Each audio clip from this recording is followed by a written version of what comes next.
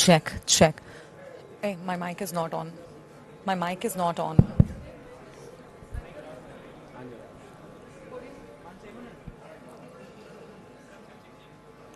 Check. Sound check. Request you all to kindly settle down. Good evening to everybody. Honorable Chief Minister is right here outside. He might step in any minute now. Requesting all of you to kindly settle down and maintain silence.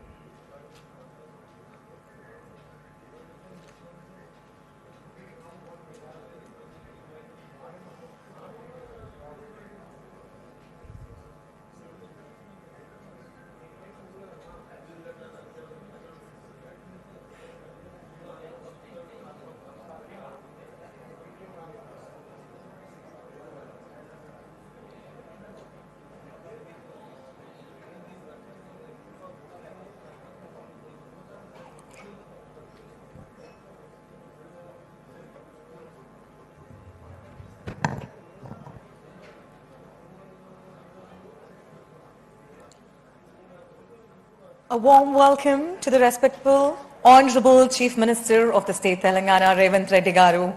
Hearty welcome to you, sir. Can I request you all to welcome him with a round of applause, please?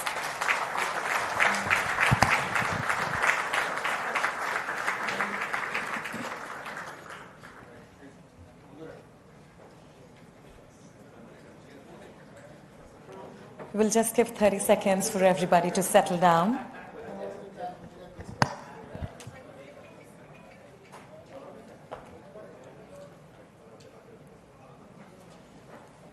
May request everybody to kindly take your seats as we are about to begin the event.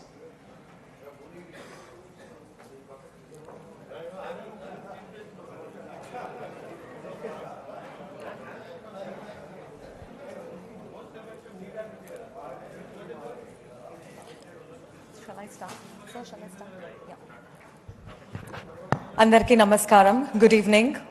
To the Honorable Chief Minister of the State Telangana, Revanth Reddy Gariki, Honorable Chairman, Legislative Council, Gutta Sukendra Reddy Garu, and to Honorable Deputy Chief Minister, Batti Vikramarka Garu, Honorable Ministers, Honorable MPs, MLCs, MLAs, Chairpersons of different corporations, diplomats of various countries, eminent persons from the industry, healthcare, construction, hospitality, judiciary, subject experts, media, senior officers, state administrators, environmentalists, honorable dignitaries, I welcome you all to the presentation of the River Musi Rejuvenation.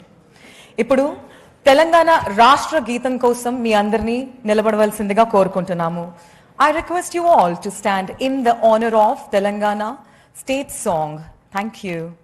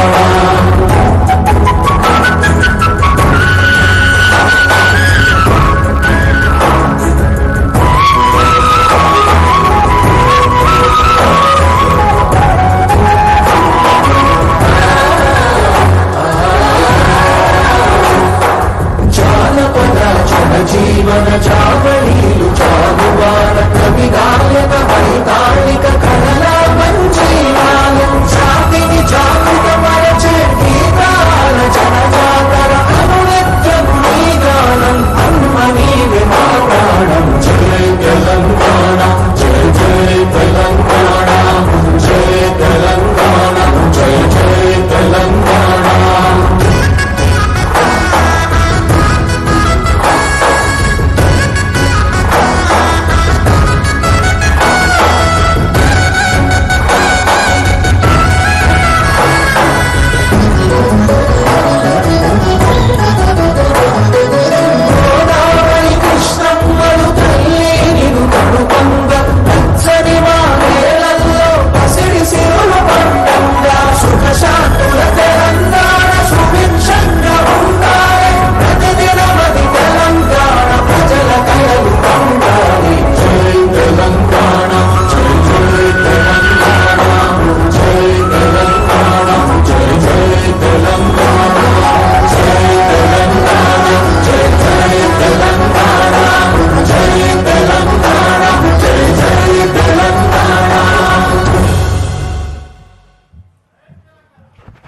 Telangana అందరినీ కూర్చోవాల్సిందిగా కోరుకుంటున్నాం. We would also like to welcome the honorable speakers and all the dignitaries here.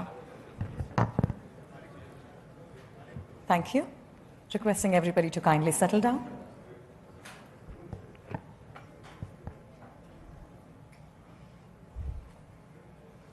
We also have Honorable IT Minister here.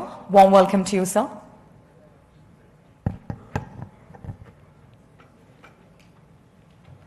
Yes. Hyderabad చరిత్రను మూసీ నది లేకుండా ఊహించుకోలేం. అనంతగిరి కొండల్లో పుట్టి హైదరాబాద్ నగరంలో 55 కిలోమీటర్ల పాటు ప్రవహిస్తుంది. నగరీకరణ వలన, కాలుష్యం వలన మూసీ నది యొక్క రూపం కంప్లీట్గా మారిపోయింది. అందుకే గౌరవనీయులు రాష్ట్ర ముఖ్యమంత్రి రేవంత్ రెడ్డి గారు తమ దూరదృష్టితో ఎలా అయినా మూసీ నదిని రెజ్యువినేట్ చేయాలని గొప్ప సంకల్పంతో ఉన్నారు. అందుకొరకు ఒక్కసారి గట్టిగా చప్పట్లు please. Thank you. I now would like to welcome the Special Chief Secretary Jayesh Ranjan Sir, Municipal Administration and Urban Development, onto the stage to set the context with a warm round of applause. Hearty welcome, sir.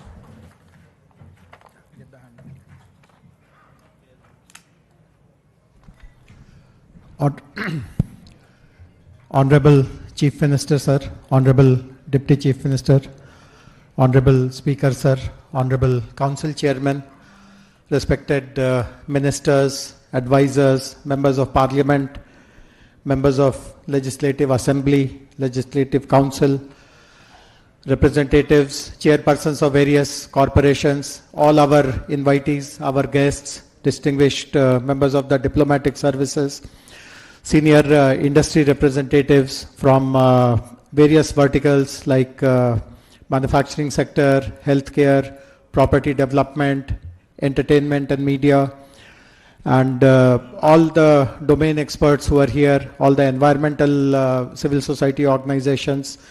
To every invitee, we are very, very grateful. This is a one of its kind platform. You would not have seen something like this before. For the sake of transparency, for the sake of accountability, for the sake of consultation, such a wide platform has been created, and we are very grateful that all of you have responded. I mean, I see a full house. Some people are standing. Very shortly we'll find chairs for all of you. Just bear with us. As all of you would know, within weeks of taking office in the year 2023, Honorable Chief Minister announced a slew of flagship projects. Of course, the 6 guarantees are well known, but there were other important developmental initiatives which were announced by Honorable Chief Minister. And to revive and rejuvenate Musi River was one of the important ones. I have had the pleasure of accompanying Honorable Chief Minister to few of his international visits. And I know for sure that wherever Honorable Chief Minister has gone, one of the first demands that he has put on us is that please find out if there is any water body, if there is any river, and how has that country developed that river. And in the process, Honorable CM has visited the Thames River, the rivers in Tokyo, in Seoul, and in so many other places as well. And everywhere we have seen that the rejuvenation of the river has created a huge multiplier effect for the economy of that city and of that country. And we all know historically why, when the Asaf Jahis set up their dynasty, they chose the riverfront to establish all the important institutions. But obviously over a period of time, due to neglect, due to inadequate attention on planning, on resource support, the river today has become an embarrassment for us. In fact, I come from the north of the country. We have mighty rivers,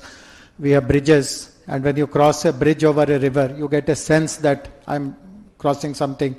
I mean, there is something very special which is happening. Here, when you cross any bridge over Musi, you don't even notice that you are crossing a river. It has become so insignificant, etc. I can share something else which is very personal. In fact, the Musi River Rejuvenation Plan was tried out way back in 2005 also. I was the Vice Chairman of the Hyderabad Urban Development Authority, which is called HUDA. The then Chief Minister Dr. Y.S. Rajshekhar Reddy had asked us, and at that time GHMC was called MCH, to look at the river rejuvenation project. We had engaged a very eminent architect called Hafiz Contractor to guide us. But we were not able, he gave us good ideas, but we were not able to make any progress because one very fundamental question could not be answered. And that fundamental question was, how do you bring water into this river? This river can be, so much of landscaping can be done, so much of other things can be done. And just because this fundamental question could not be answered, we could not make any progress over the last 2 decades. And I'm sure you would have read about it. One of the smartest river interlinking projects is happening here. We are now supplementing Godavari river water into this river to make it perennial, and obviously various other things will happen. The last point which I want to make is about the format of today's interaction. As soon as I finish, I would request my colleague, the Managing Director of the Musi River Development Corporation Limited, Mr. E.V. Narasimha Reddy, to explain using a presentation. We have engaged a very reputed consortium of agencies to prepare the master plan for this river rejuvenation. These are all international companies. It is led by a Singapore-based company called Mainhart, along with Rios of United States, Cushman and Wakefield, which is also a global consultancy, one of the big 5. So they have just about a month ago given us the detailed project report for phase 1 of the project. So my colleague will explain about what is there in the DPR. He will also provide a little bit of a historical context. Some of you might have seen some of the displays in the foyer when you would have entered. If you have not, please do look. Take a look before you leave. It has some amazing illustrations and pictures and historical markers of how this river has created an impact, a very deep impact in the history of the 435 years history of Hyderabad. And after my colleague's presentation, we would be requesting Honorable Chief Minister for his address. And before the evening concludes, obviously we have arranged for dinner and accompanied with some entertainment in the outside lawns. So please do make full use of this time that you have chosen to spend with us. And once again, very, very warm greetings and welcome to all of you on behalf of Telangana government. Thank you very much. Thank you. Ladies and gentlemen, I now request the Managing Director of MRDCL, E. Venkata Narasimha Reddy Garu, to present Riverfront Development Project to all of us. Hearty welcome, sir. May I request a huge round of applause to you for the Managing Director of Musi, MRDCL. Good evening to all. Sir, with your permission, I will start the presentation, sir. Sir, as Special Chief Secretary was explaining what exactly the day is about. So, Musi River has been there and the Hyderabad happened along the Musi. But over the years, how Musi was polluted, how we are not able to make use of the river that is available to us. The nature has given this to us, but we, in the process of urbanization, the development, how we have changed the face of the river and how we are struggling today. I would like to take this presentation in 10 points. Basically, so just I will give the context of the Musi, the current crisis, what is the crisis now, and then I go to the global benchmarks of the riverfront projects across the world, across India, government's vision for Musi development, what exactly the leadership is now thinking of, and what is the vision for 55 kilometers which is going to be in the second phase also, the phase 1 planning, what it is, and the DPR components. And then we also talk about the river hydrology. When we talk about the river, we have to talk about the hydrology and hydraulics. So many people are having some misconception on the river thing, whether we have done the hydrology or not. I will be trying to explain that also. And prevention of sewage flows. When we talk about the river, we have to curtail the sewage flow into the river also. So what exactly we are doing on that? And then multi-use buffer zone, why the buffer zone is very important, what the rules say, what the government of India says, all these things also be spoken about. And then Gandhi Sarovar, where the historical importance of Bapu Ghat and how the Gandhi Sarovar is shaping up. Then the east-west mobility corridor, how the decongestion of Hyderabad is going to happen with this very good project. And then the last and not the least one, but it is very, very important. I welcome Honorable Minister Revenue. Also, please join us, sir. The last one is the cultural integration. Hyderabad is known for the culture and also secular Hyderabad. So how it is going to be connected through the Musi? This is also very, very important. Under these 10 topics, I am going to cover the entire vision of the government. So just to see the historical background, this is the picture of 1892. So this was taken by one photographer called Deen Dayal in 1880s. Hyderabad was founded in 1591 and it grew along the Musi in the Qutub Shahi dynasty. Then the river provided water for agriculture, trade and daily use. So this was the river which was giving even the drinking water at that point in time. For 300 plus years, the Musi was the city's ecological balance. This is the backbone of the city, actually where Hyderabad has grown. This is the picture of that time and how it was. And agriculture was happening, everything was happening. Then what is this Musi about? So Musi rivers starts from Anantagiri hills, and there are two rivers actually. When we talk about Musi, we have two rivers, one is Musa, another one Isa. These two come and merge, confluence is at Bapu Ghat. That is called Bapu Ghat now. In between, after 1908 floods, two reservoirs were constructed. Before 1908, there were no reservoirs. 1908 floods have made us to have the two reservoirs. This is basically for the drinking water, not only for the drinking water, but flood control. That was the measure that was taken. Usman Sagar started in 1911 and constructed in 1920. This starts from Anantagiri hills and it flows up to 55 kilometers and reaches Usman Sagar.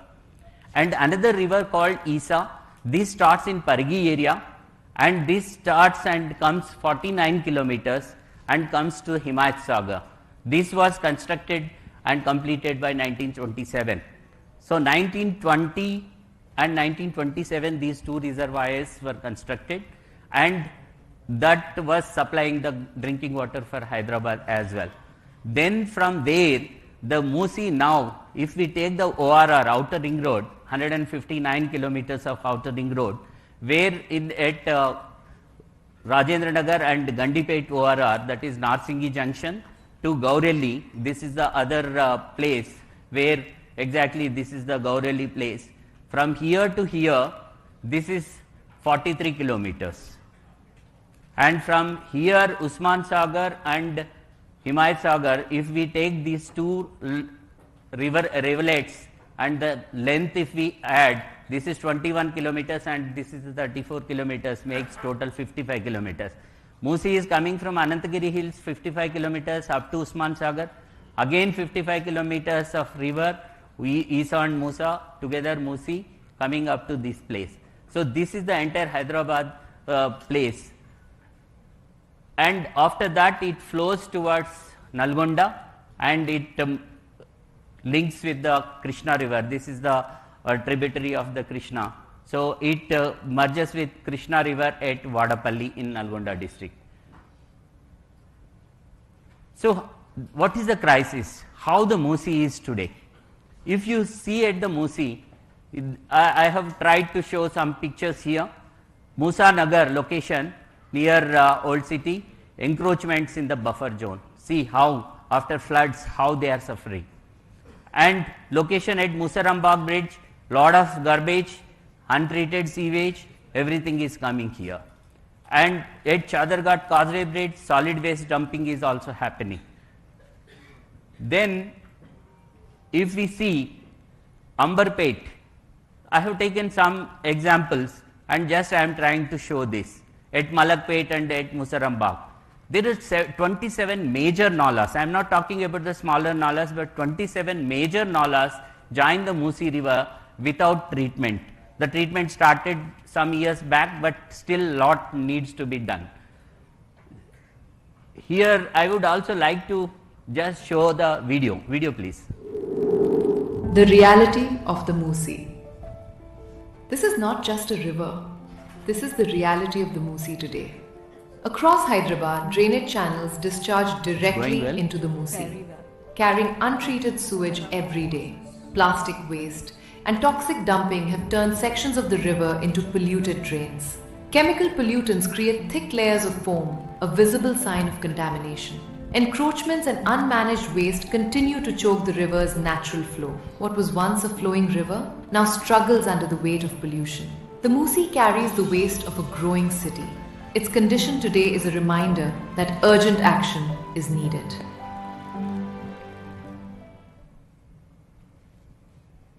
This is the urgency where we are today.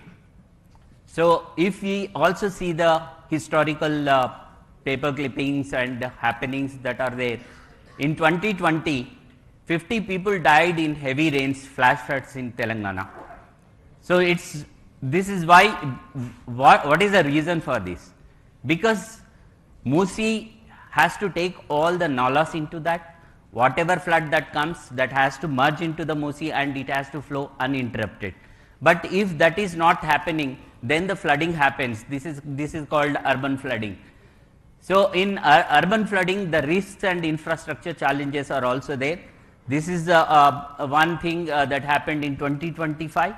This 2 dead, 2 missing in rain-related incidents, parts of city waterlogged, complete city waterlogged. And this is 1,000 plus families have to be displaced. Heavy rain pounds Hyderabad, and location this is Shankar Nagar in 2020, and this is 2025 news item. Please, video please. Hyderabad. Musi river overflowing, houses up. Person is Hyderabad going. battered by intense rainfall, plunging the city once again into chaos.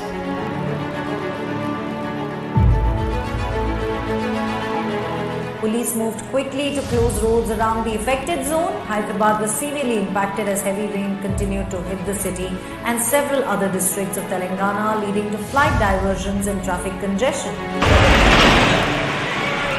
As the city's old city faces severe flooding, forcing hundreds to evacuate. Death toll has now gone up to 34.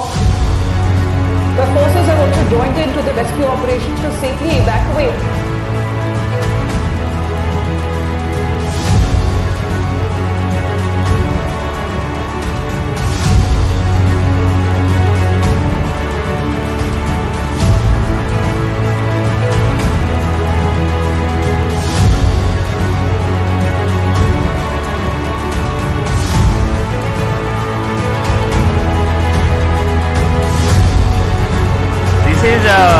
recent floods 2025.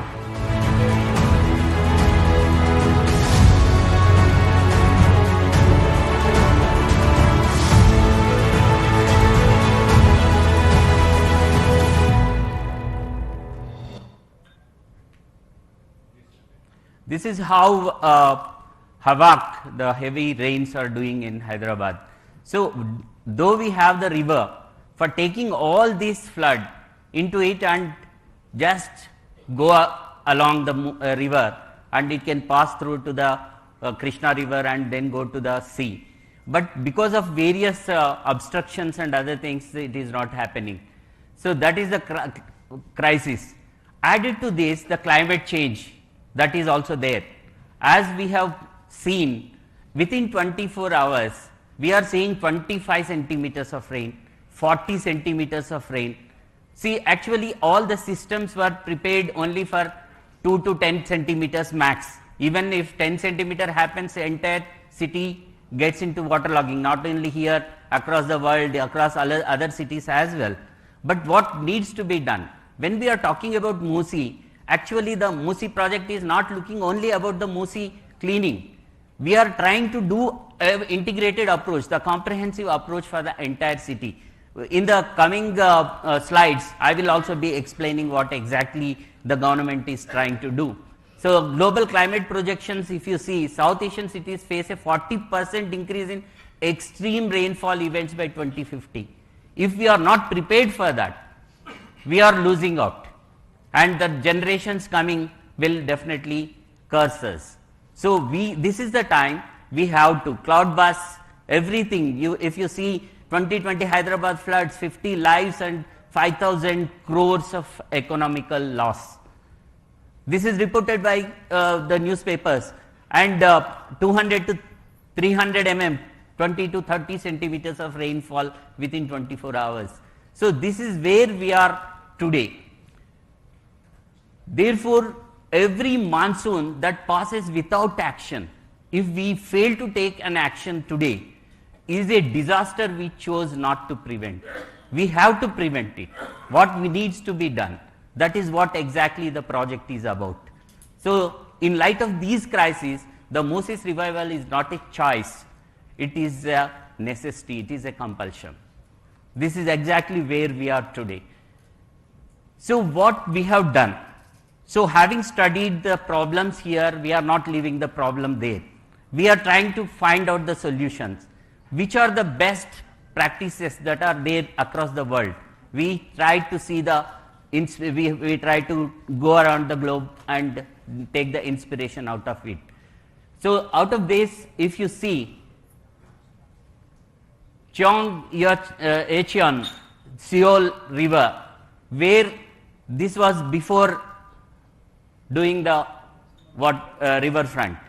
This is in Seoul, and this is after cleaning that and doing the riverfront.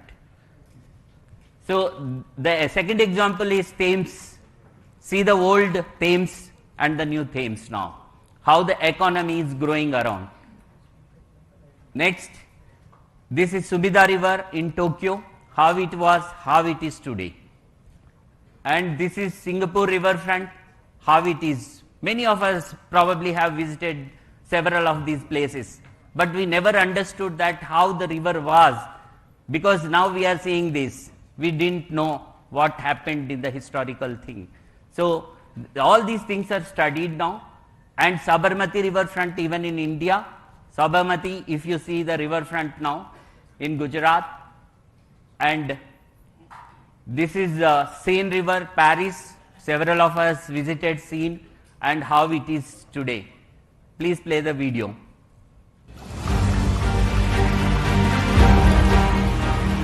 Once, many great cities turned their backs on their rivers. Pollution, encroachment, forgotten waterways at the heart of growing cities. But vision changed their course. Seoul removed a highway to restore the Cheonggyecheon stream, bringing water, nature and people back to the city.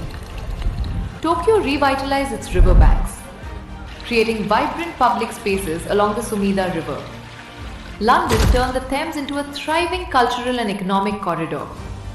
Singapore transformed a polluted waterway into one of the world's most celebrated riverfronts. Paris transformed the banks of the Seine River into vibrant pedestrian spaces. Ahmedabad turned the Sabarmati River into a thriving public riverfront. Across the world, cities chose to restore their rivers and reshape their future. Now, it is Hyderabad's moment.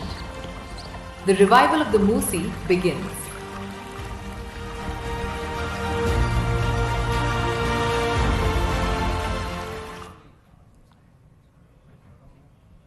So I spoke about the crisis, and we have also seen several places across the globe and what are the practices that they have taken up and how the rivers are now shaped up.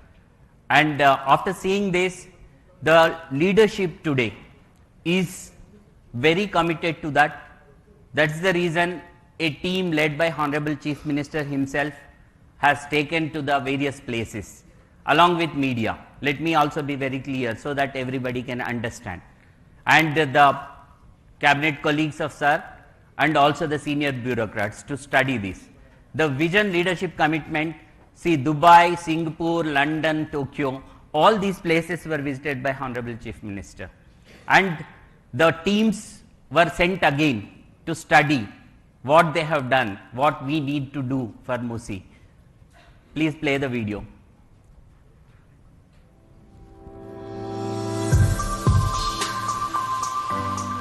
Here we are trying to show the riverfront and also Honorable Chief Minister's visit there.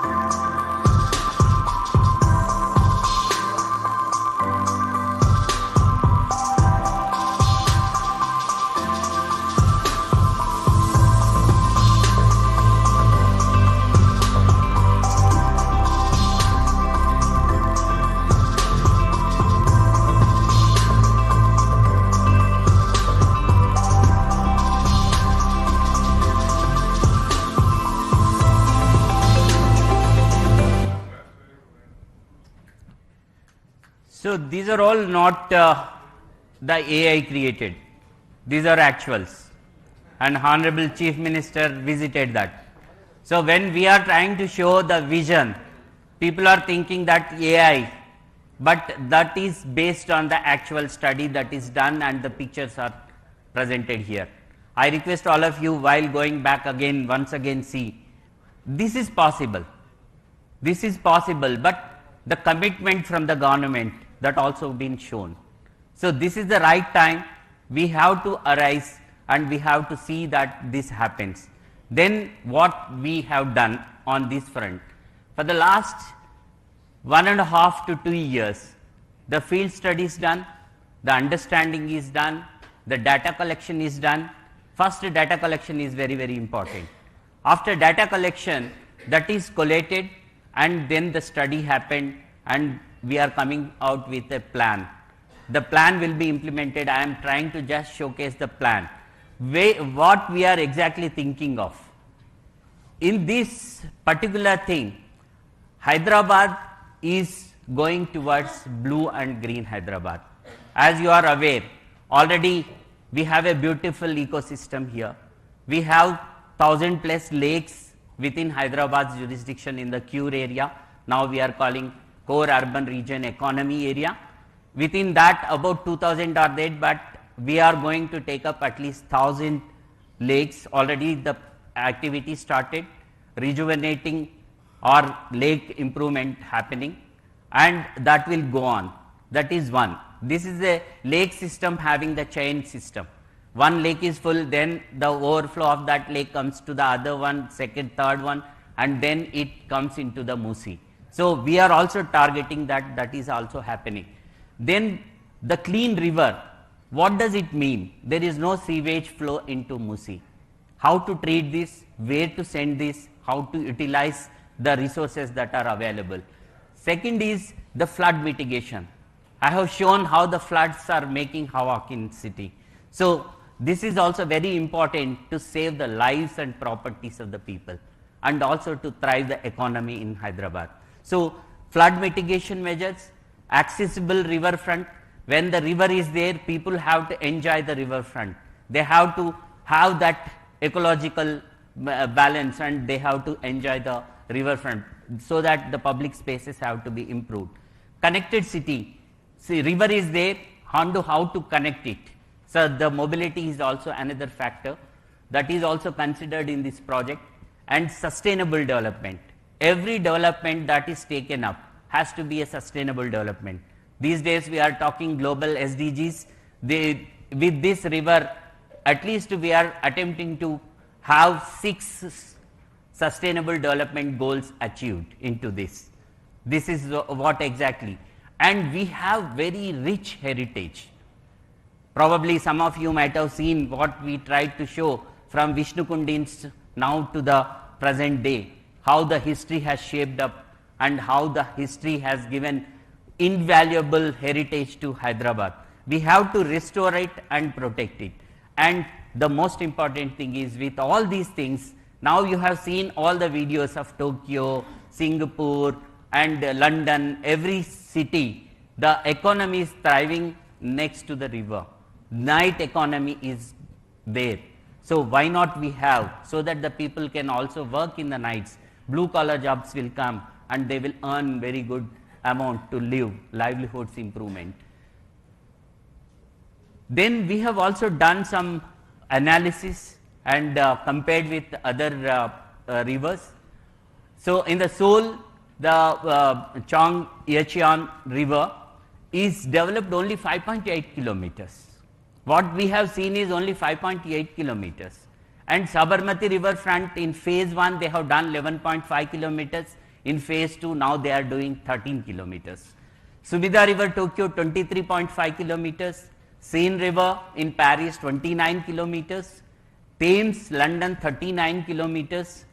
Musi phase 1 itself we are taking up 21 kilometers. So comparables, we are trying to compare with the world global best practices. And Musi full vision will be 55 kilometers, the balance will be taken up in phase 2. So how it is going to help the economy? When we talk about the economy, Honorable Chief Minister always speaks of the night economy and economy around the river. What exactly that means? Most of the people may not have understood this. We will try to just explain here for these rivers. 5.8 kilometers of Seoul river, when it was done, urban stream corridor is developed and 50,000 plus daily visitors are going there, just 5.8 kilometers. And 9+ billion USD investments have come next to the river. And 190 million tourists over 10 years. So this will become an economic hub. This is how Seoul has taken the advantage of the river. And then come to the Thames River, 39 kilometers, 27,000 plus daily visitors, 2.98 billion USD economy, 1 lakh plus employment opportunities. This is what exactly we are speaking about. And Sumida River, Tokyo, 23.5 kilometers, 1.5 lakh plus daily visitor every day, 1.5 lakh people visit that, and 67.14 billion USD investments have come along the river, and over 30 million plus tourists visits annually. And Singapore riverfront, 3.2 kilometers only, and here if you see 40,000 plus daily visitors, probably among the August House, probably 40 to 50% people might have visited this place. 23.9 billion USD in revenue per annum, and 16.9 million tourists annually. When these many tourists come, the employment also comes. So for the local youth, local people, lot of employment can be created. Seine River, 40 million annual visitors, 29 kilometers, and 7.4 million job opportunities. 30% of the economy is driven by tourism. This is very, very important. See, Paris, everyone knows tourists go there. The Eiffel Tower is on the river Seine. So here, if we have something of that kind, the global tourists can also come in, not only the domestic tourists. Sabarmati riverfront also 11.5 kilometers, now it is shaping up, 85,000 plus job opportunities created. So this is exactly where we are. Cities around the world are turning. They are shaping up their rivers, riverfronts into economic powerhouses. Why not we? What could 55 kilometers of fully realized riverfront unlock for Hyderabad? Just I am trying to put this in your minds and in everybody's mind.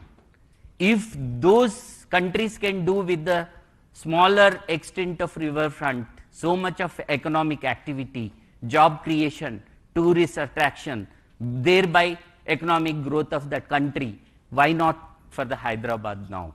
Why we should not take that advantage? That's what exactly Honorable Chief Minister thinks and the state government thinks. So then we have studied, prepared the master plan.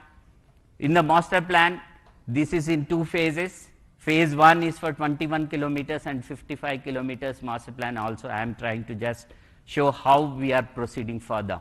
I'm now switching on to the technicalities into that. I will try to touch upon some of the technical things here. Sir, I think I can have the time, sir. So 55 kilometers is divided into 5 zones. So based on the population, based on the river stretch, these zones are identified. If you see the zone 1 from Gandipet, that is Usman Sagar, and this is Rajendra Nagar, where Himayat Sagar is there. There are 2 rivers, one is Musa River, another one is Isa River. Both put together are becoming 21 kilometers, and thereafter this becomes only single river called Musi, and this flows in zone 2 up to Purana Pool 6 kilometers, and from Purana Pool to MGBS it is 4 kilometers, MGBS to Uppal 8 kilometers, and from Nagol on to Gaureli exit ORR on the east side is about 16 kilometers. So this entire stretch is 34 kilometers and this is 21. That's how it is 55 kilometers vision. So in this, why this is zoning is considered? This is the new development that is happening. This is the old development that happened in zone 2 and zone 3, and zone 4 is semi and now growing area, and this is again the future growth corridor, we can say. So having said this, we have engaged, Special Chief Secretary sir also mentioned, we have engaged the global consultants. Menhot is the main consultant. He is from the Singapore, having lot of projects done in Singapore, and the Rios is the designer. He is from that company is from the US, and Cushman and Wakefield is known for the general big four companies called consultants. They will work on the economic models and other things. And these three have become a consortium, and they have given the aggregate master planning for phase 1, and they are doing for the phase 2 as well. Master planning components, what are there in the master plan? Master plan is not just about the DPR. People several times have a misconception saying that DPR is the final thing, but first we need to have the master plan. Then out of that the DPRs can be generated. DPR, this master planning is already, as I said, data collection and data analysis, then the plan, then we go to the implementation. Now we entered into the plan stage, and planning is happening, and phase 1 is already completed. In this blue master plan, green master plan, blue master plan is protecting all the water bodies and making the water flow without any contamination. Green master plan, improving the greenery along the Musi and also in Hyderabad, because these days we also are experiencing drought conditions. Unless we target the greenery also, this is also very, very important. Then comes the land use master plan. When we talk about the river and riverfront, what kind of land use it can be, what we need to take up, that is also coming in this overall master plan. And wherever we have potential for the marquee projects, as we have seen in other videos of other countries, how the marquee projects have come, that enhances the economy of the state. And infrastructure master plan, when we talk about the roads, the connectivity, the bridges, etc., that come under this infrastructure, and the financial master projects. So some of the important projects, how they are going to have the leverage of the Musi and how the economy goes.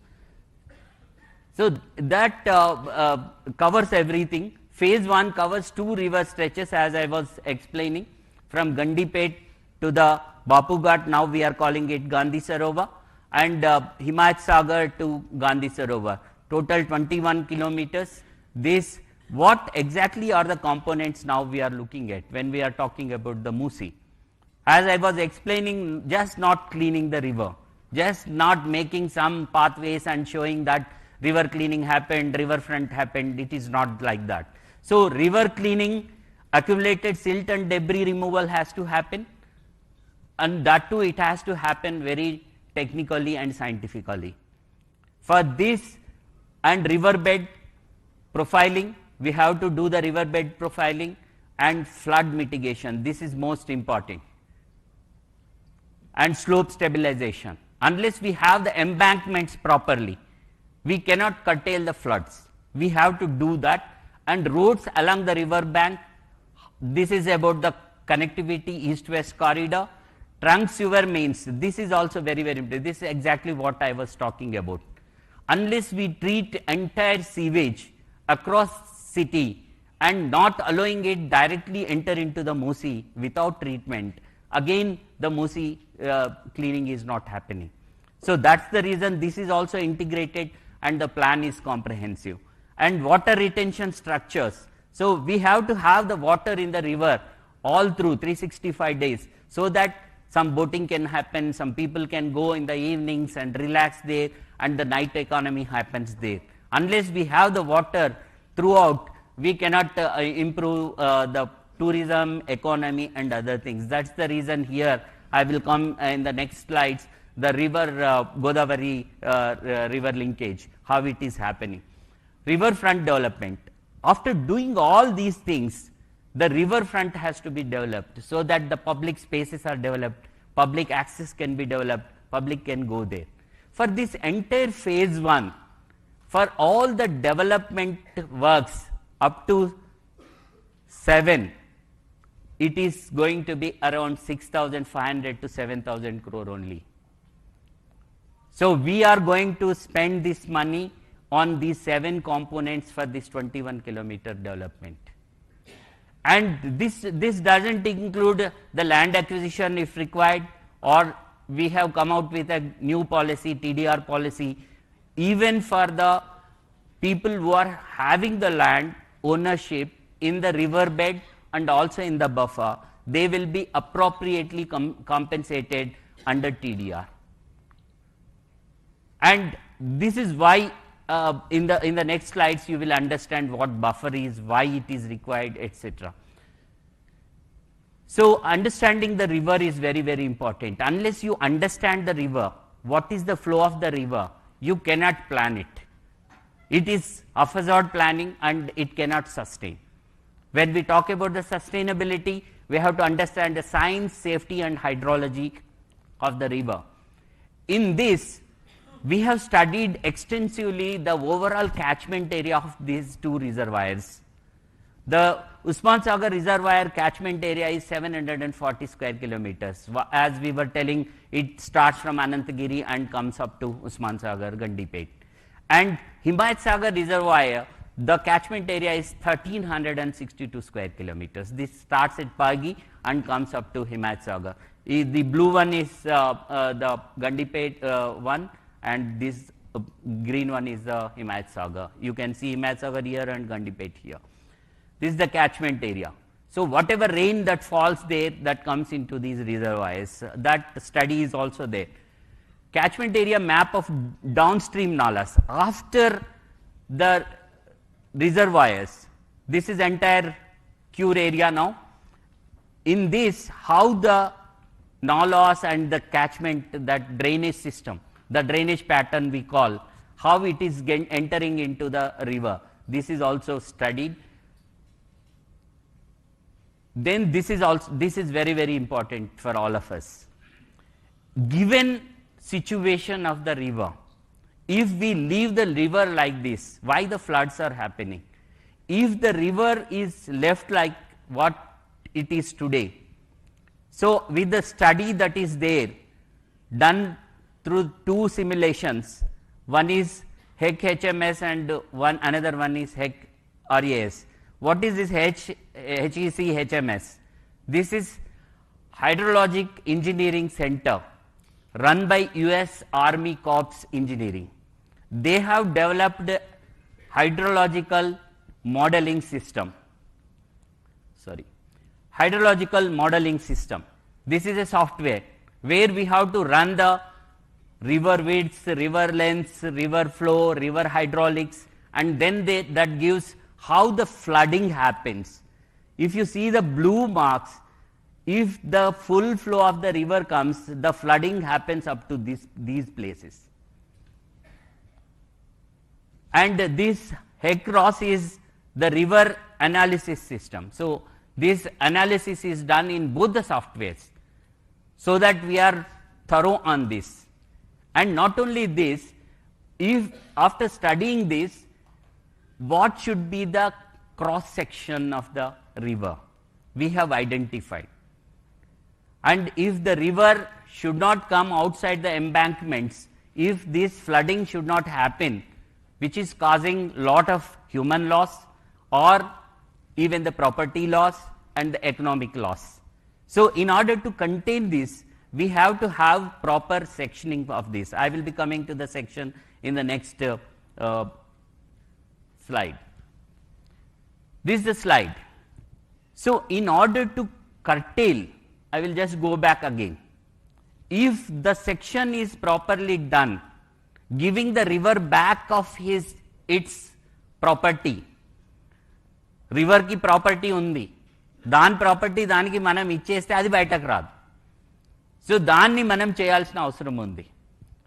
So over the years maname ekkadekkodo kattesukoni undundొచ్చు. అలా కాకుండా రివర్ని సరిగ్గా దాన్ని ఎంత water పోవాలి flow అది మనం అలో చేస్తే అది బయటకు రాకుండా ఉంటుంది. This modelling shows that, and after this we have arrived at this section. And this entire flow, actually if you see here, this is for the Himayat Sagar stretch from Himayat Sagar to the Bapughat, that is the Gandhi Sarovar now. Up to that, after study, this is 1.53 lakh cusecs of water.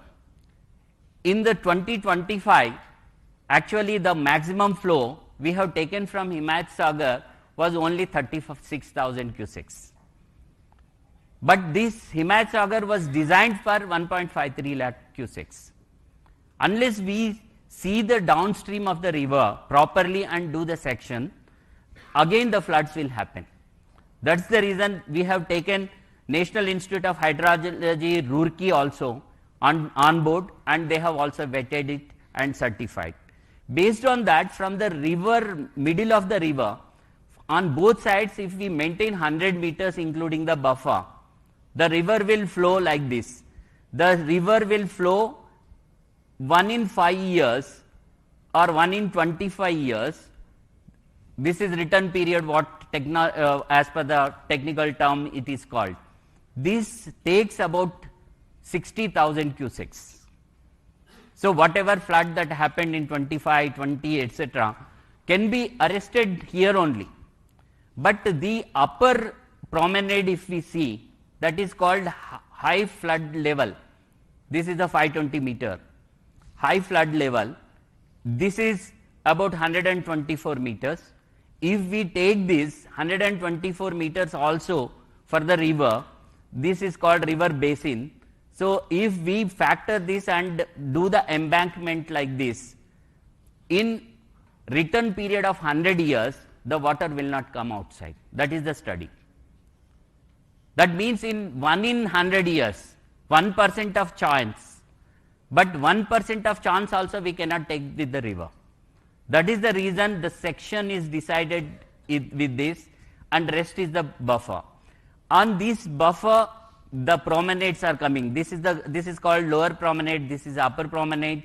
On one side, within the buffer zone, we will be having a 6-lane 30-meter main road, and on the other side only the service road with 9 meters. Rest of it will be the most of it is the open spaces for the public. And we have also done for the second stretch. Of course, we have done for the entire Musi, but I am just trying to show only these two stretches in the phase 1. This is a hydrology study for Usman Sagar up to Gandhi Sarovar. Here also you can see how the flood plain is, and after section how it will be. The section of this area is, the bottom width is 60 meters and the full flood level is 104 meters, this one, and rest of it is same. From middle we will be taking 100 meters both sides. So complete within 200 meters, 1 in 100 year flood 26,300, but it can take easily 60,000 cusecs. Even if the cloud bursts are happening, climate change causes are there, then also this will take the entire flow only in the river. It will not spill over into the floodplain, not causing any damage to the. So this is how the section will be. So we will be having a toe wall constructed, and slopes will be created so that the speed of the river cannot be obstructed. The river will flow. This is the lower promenade and this is the upper promenade. On the upper promenade, see, if you see here, this is the lower promenade. On the upper promenade, this slant, we will go for the greenery or different combinations. We can also with Gabion structures or any wherever, if the speed is required, if the slant slopes are not withstanding, we have to go with the CC, but we have worked out for every 30 meters. See, why we are talking about buffer? It is not the state's thing, but it is the Central Water Commission, Ministry of Jal Shakti, which says how the river has to be protected, what needs to be done. If you see this graph, exactly what it says. This is 1 in 5 year return period flood. It is a protected area. When we say protected area, there is no construction allowed. This is the river bed. So river bed, no construction is allowed. Then 1 in 25 year return. That's what exactly I was trying to show. 1 in 25 year return period, that is called regulatory area. This regulatory area in fact is the buffer zone. including a part of 100-year return also. So this is how the section of the river has to be decided. That's how Telangana government has decided in 2012. GO 168 clearly says 50-meter buffer for the river in the municipal corporation areas, and it was reiterated in 2016 by GO 7. It is 50 meters buffer on both sides of the river. This is very clear in GO 7. So this is exactly the study. This is not from out of blue, or it is the state's thing. It is as per the CWC norms. And also the National River Conservation Plan, this also very clearly says what can be taken up in the river zones, riverfront zone. So riverfront zone, what exactly now we are planning? Approach roads and open spaces, public spaces, cycling, trekking. So all these, see, the idea is that some people will come, evacuation can easily happen if there are any flash floods. That is the reason in the protected area, no permanent construction is allowed. So that is a working place. Somebody can come and go. If we want to stop it, we can stop. Residential is not allowed. That is very important. People can also refer the guidelines. Source is Technical Guidelines on Floodplain Zoning, Central Water Commission, again issued in July 2025, based on various Supreme Court orders, national NGT orders, and all these things. I request all of you, please do study that. So then we are coming to how the river will be cleaned. So one is completely cleaning it. It is not possible, because there will be some toxins and other things. When we have to disturb them, we have to disturb them in a proper condition. But it can happen over a period of time if we substitute that water with fresh water, the surface water. For this, already a project is already taken up by the government. If you can see, this is the Godavari linkage that is coming all along the ORR and coming to Usman Sagar and then Himayat Sagar. Total 20 TMC of water is allotted, and already work started under Hyderabad Metro Water Supply and Sewerage Board. And out of this, exclusively 2.5 TMC water is allocated for Musi rejuvenation.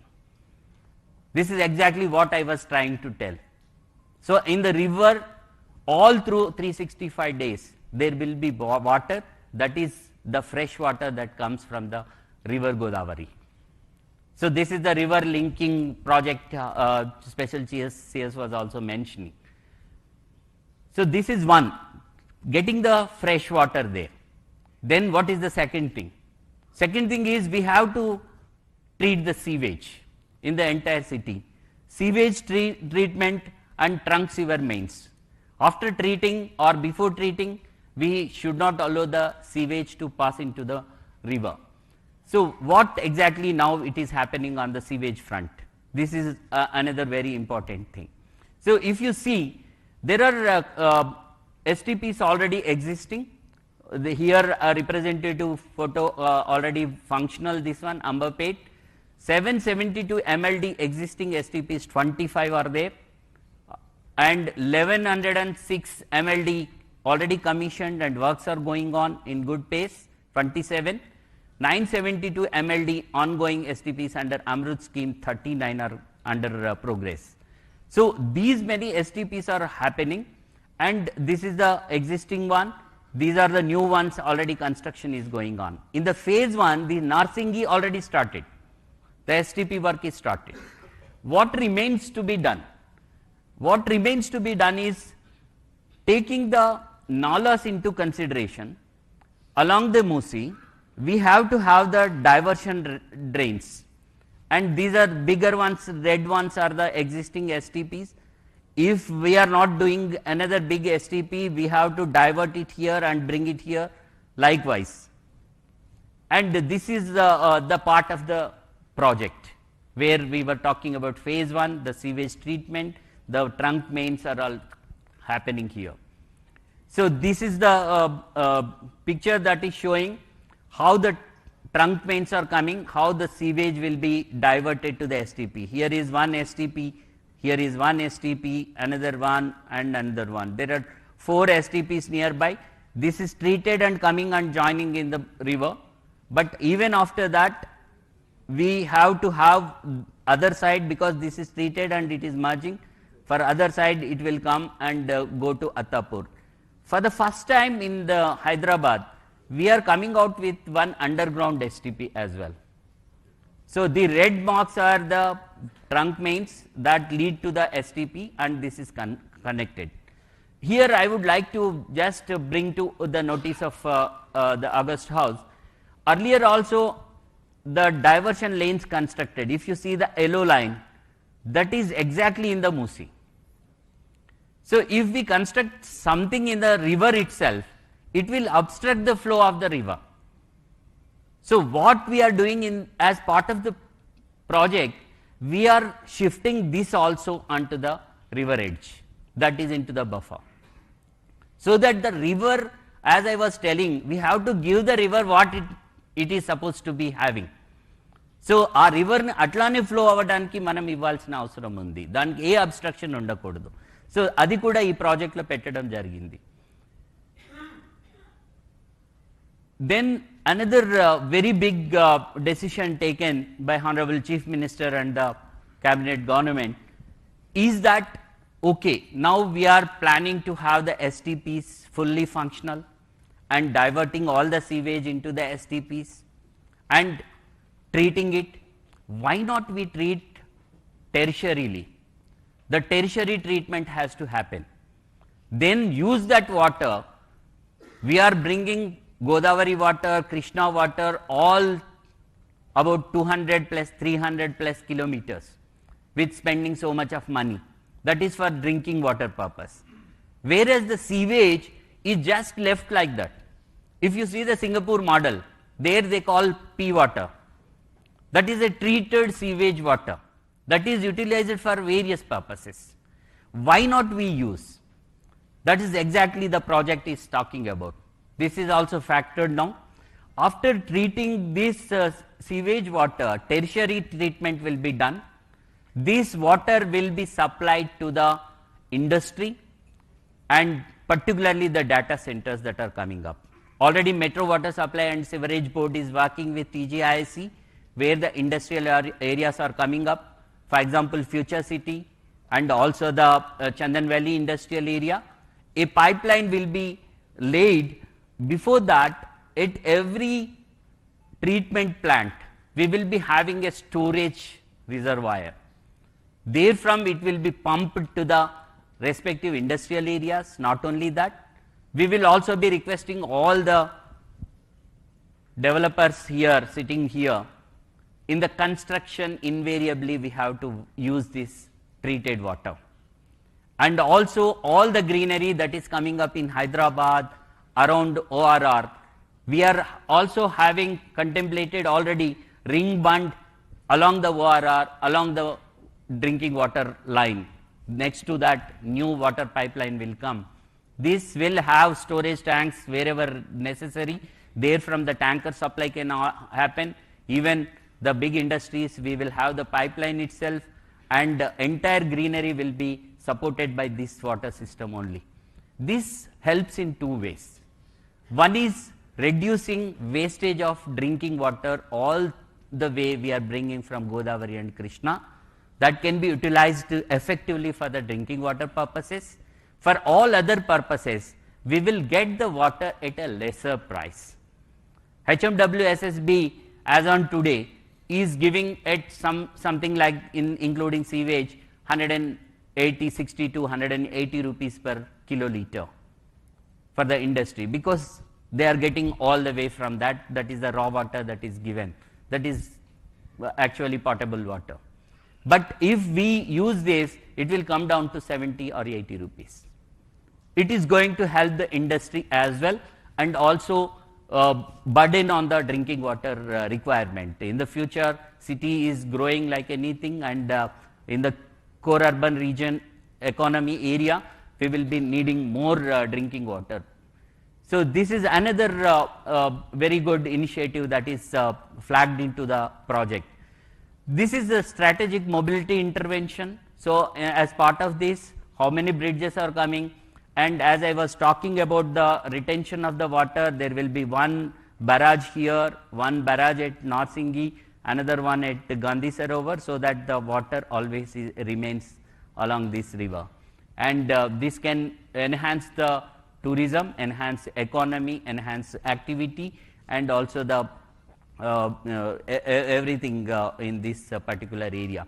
Total 14 number of bridges, out of which about 9 are new proposals, 5 are old upgradation. As you are aware, some of them are low-lying causeways which needs to be uplifted. That is also being taken up under this. This is entire costing, as I was showing, this is within the 6,500 to 7,000 crore. So this is riverfront and public recreation spaces. So as I was talking about how the buffer zone will be used, restoring Musi and reconnecting the people. Musi has to be connected to the people. They are the important stakeholders into the entire project. See some of the renderings: continuous public promenades, roads and cycle tracks for improved mobility, recreation spaces. So this is exactly as per the section I was talking, the river section, whatever pictorial proposal is shown now, the images shown now are to the scale actually. As per that only this planning has happened. These are the public amenities. Please play the video.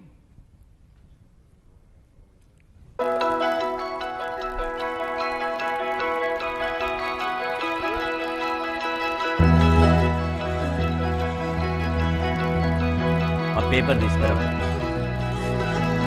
Sridhar box sir paper is sir this तरफ.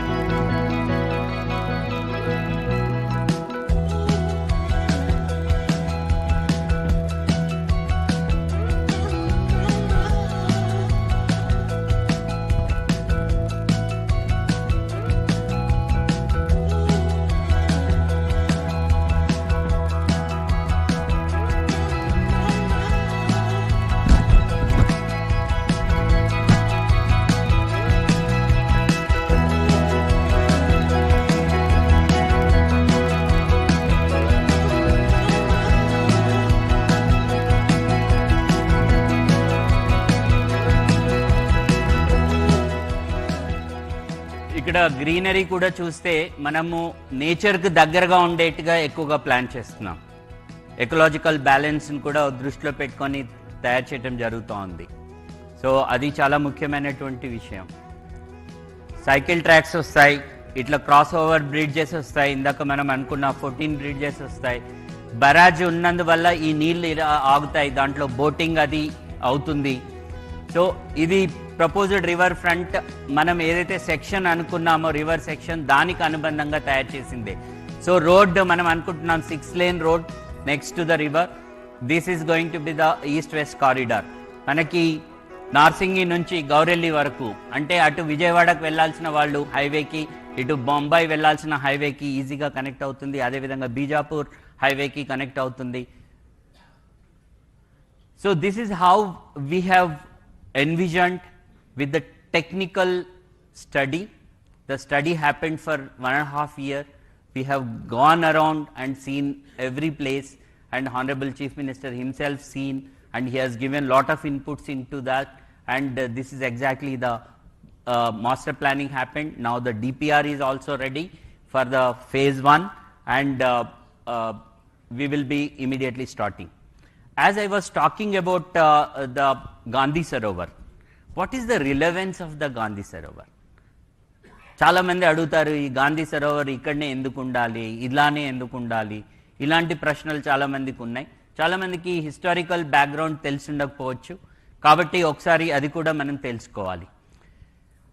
మహాత్మా గాంధీ 1948లో ఎప్పుడైతే ఇతన్ని కాల్చి చంపబడినారో, మహాత్మా గాంధీ గారి యొక్క Ashes 1948లో సుమారుగా 12 నదులకు పంపించారు.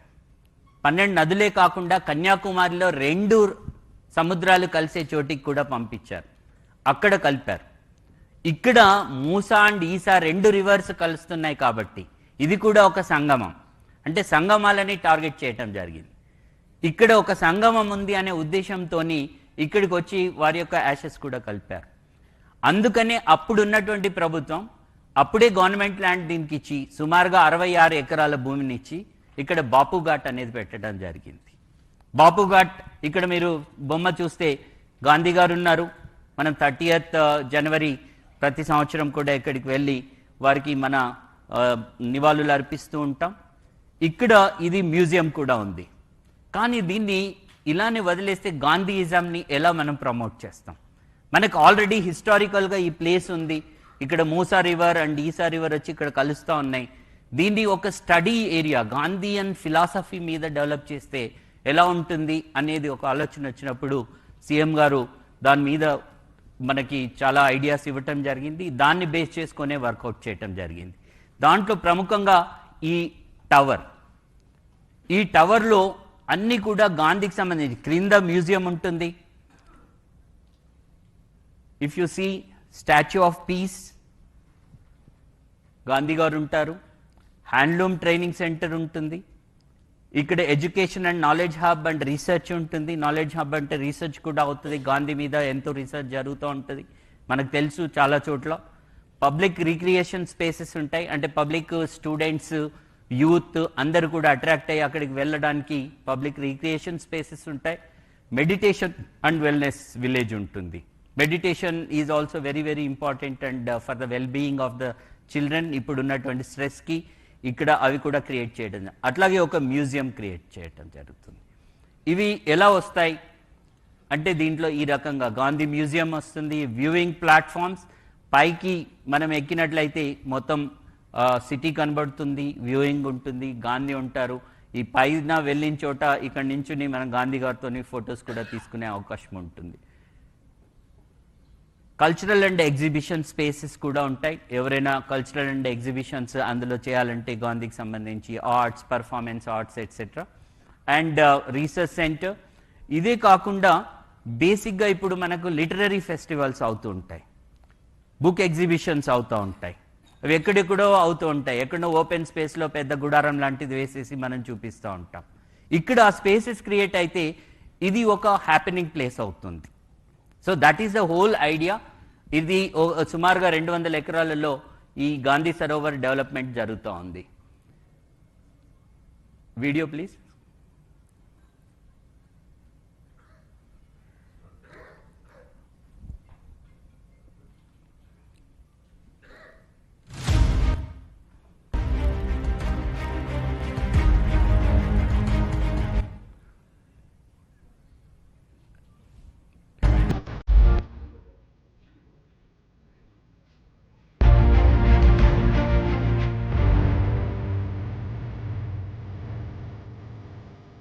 Sound తగ్గింది.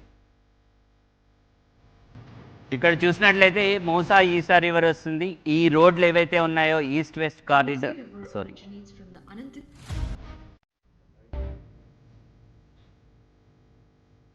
ఈ బిల్డింగ్స్ అన్నీ కూడా ఎడ్యుకేషనల్ ఇన్స్టిట్యూషన్స్ వస్తాయి అండ్ దానికి రిలేటెడ్ యాక్టివిటీ కూడా జరుగుతుంది. ఇది ఇక్కడ ఇప్పుడున్న ట్రయాంగిల్, ఈ 2 రివర్స్ కలిసే చోట ఇది కాన్ఫ్లుయెన్స్. ఇది east west corridor elevated road వస్తుంది. నార్సింగి నుంచి వచ్చి ఇది గౌరెల్లి వైపు వెళ్తుంది. అండ్ ఇది గాంధీ గారి చెరకాలాగా తీసుకొని దీన్ని ఒక లండన్ ఐ లాంటిది ఫెరీస్ వీల్ పెట్టడం జరుగుతుంది. ఇక్కడ ఒక ఆడిటోరియం వస్తుంది. ఏవైనా యాక్టివిటీస్ గాంధీకి సంబంధించిన కానీ మిగతావి జరగడానికి కూడా మనకి ఇందులో అవకాశం ఉంటుంది.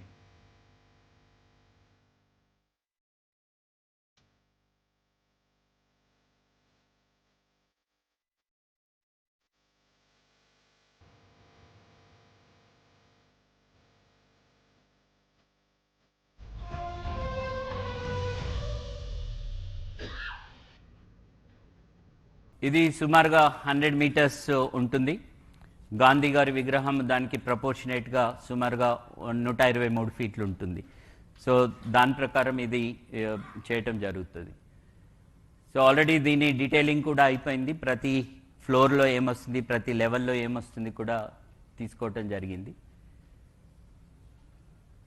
సో నెక్స్ట్ వస్తే డీకంజెస్టింగ్ హైదరాబాద్లో మనం హైదరాబాద్ గుండా వెళ్ళాలంటే, లోపల నుండి ఉన్నటువంటి రోడ్లలో వెళ్ళాలంటే ట్రాఫిక్ ఇబ్బందులు ఎదురవుతున్నటువంటి సందర్భంలో మరి alternate so many roads already మనం ప్లాన్ చేసాం, హెచ్ఎండిఏ నుంచి కానీ జిహెచ్ఎంసి నుంచి కానీ వీటన్నిటికన్నా ముఖ్యంగా మనకు రివర్ వెస్ట్ నుంచి ఈస్ట్కి ఫ్లో అవుతూ ఉంది.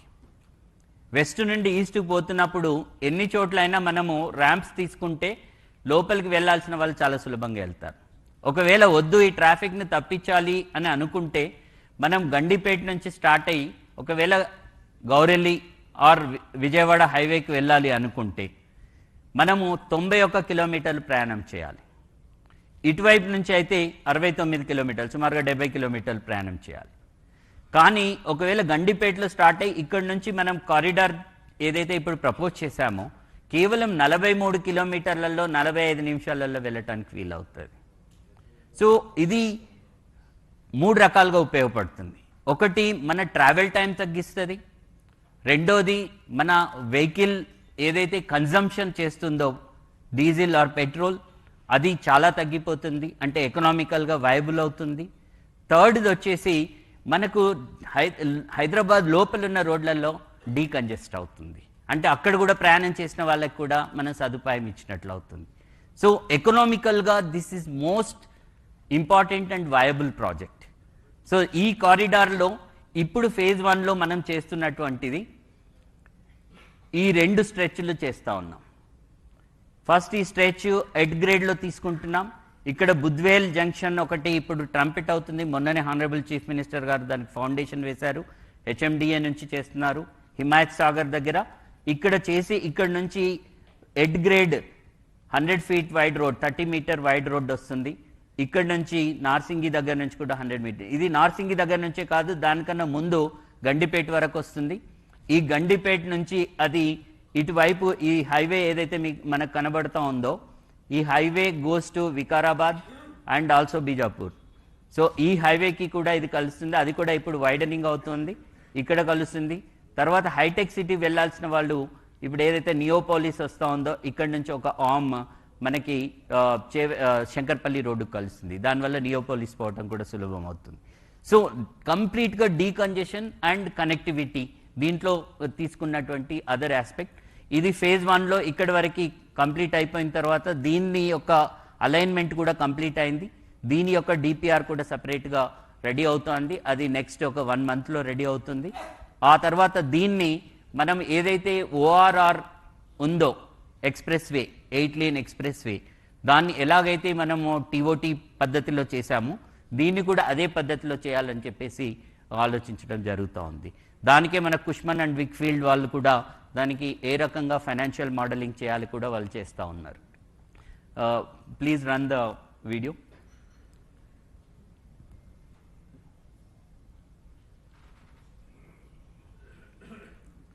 Just it is a representative video.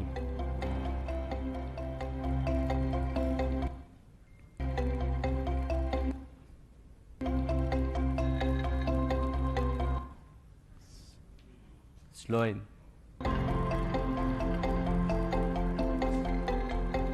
This is again 6-lane road, expressway.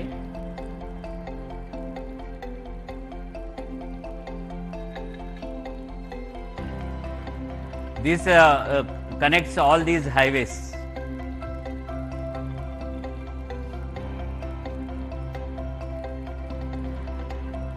The black one is the at grade and red one is the elevated corridor.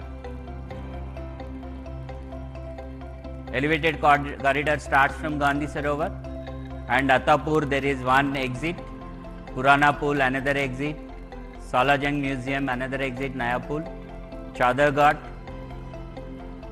Musaram Bagh, Nagol, and then seamlessly goes to Gaureli.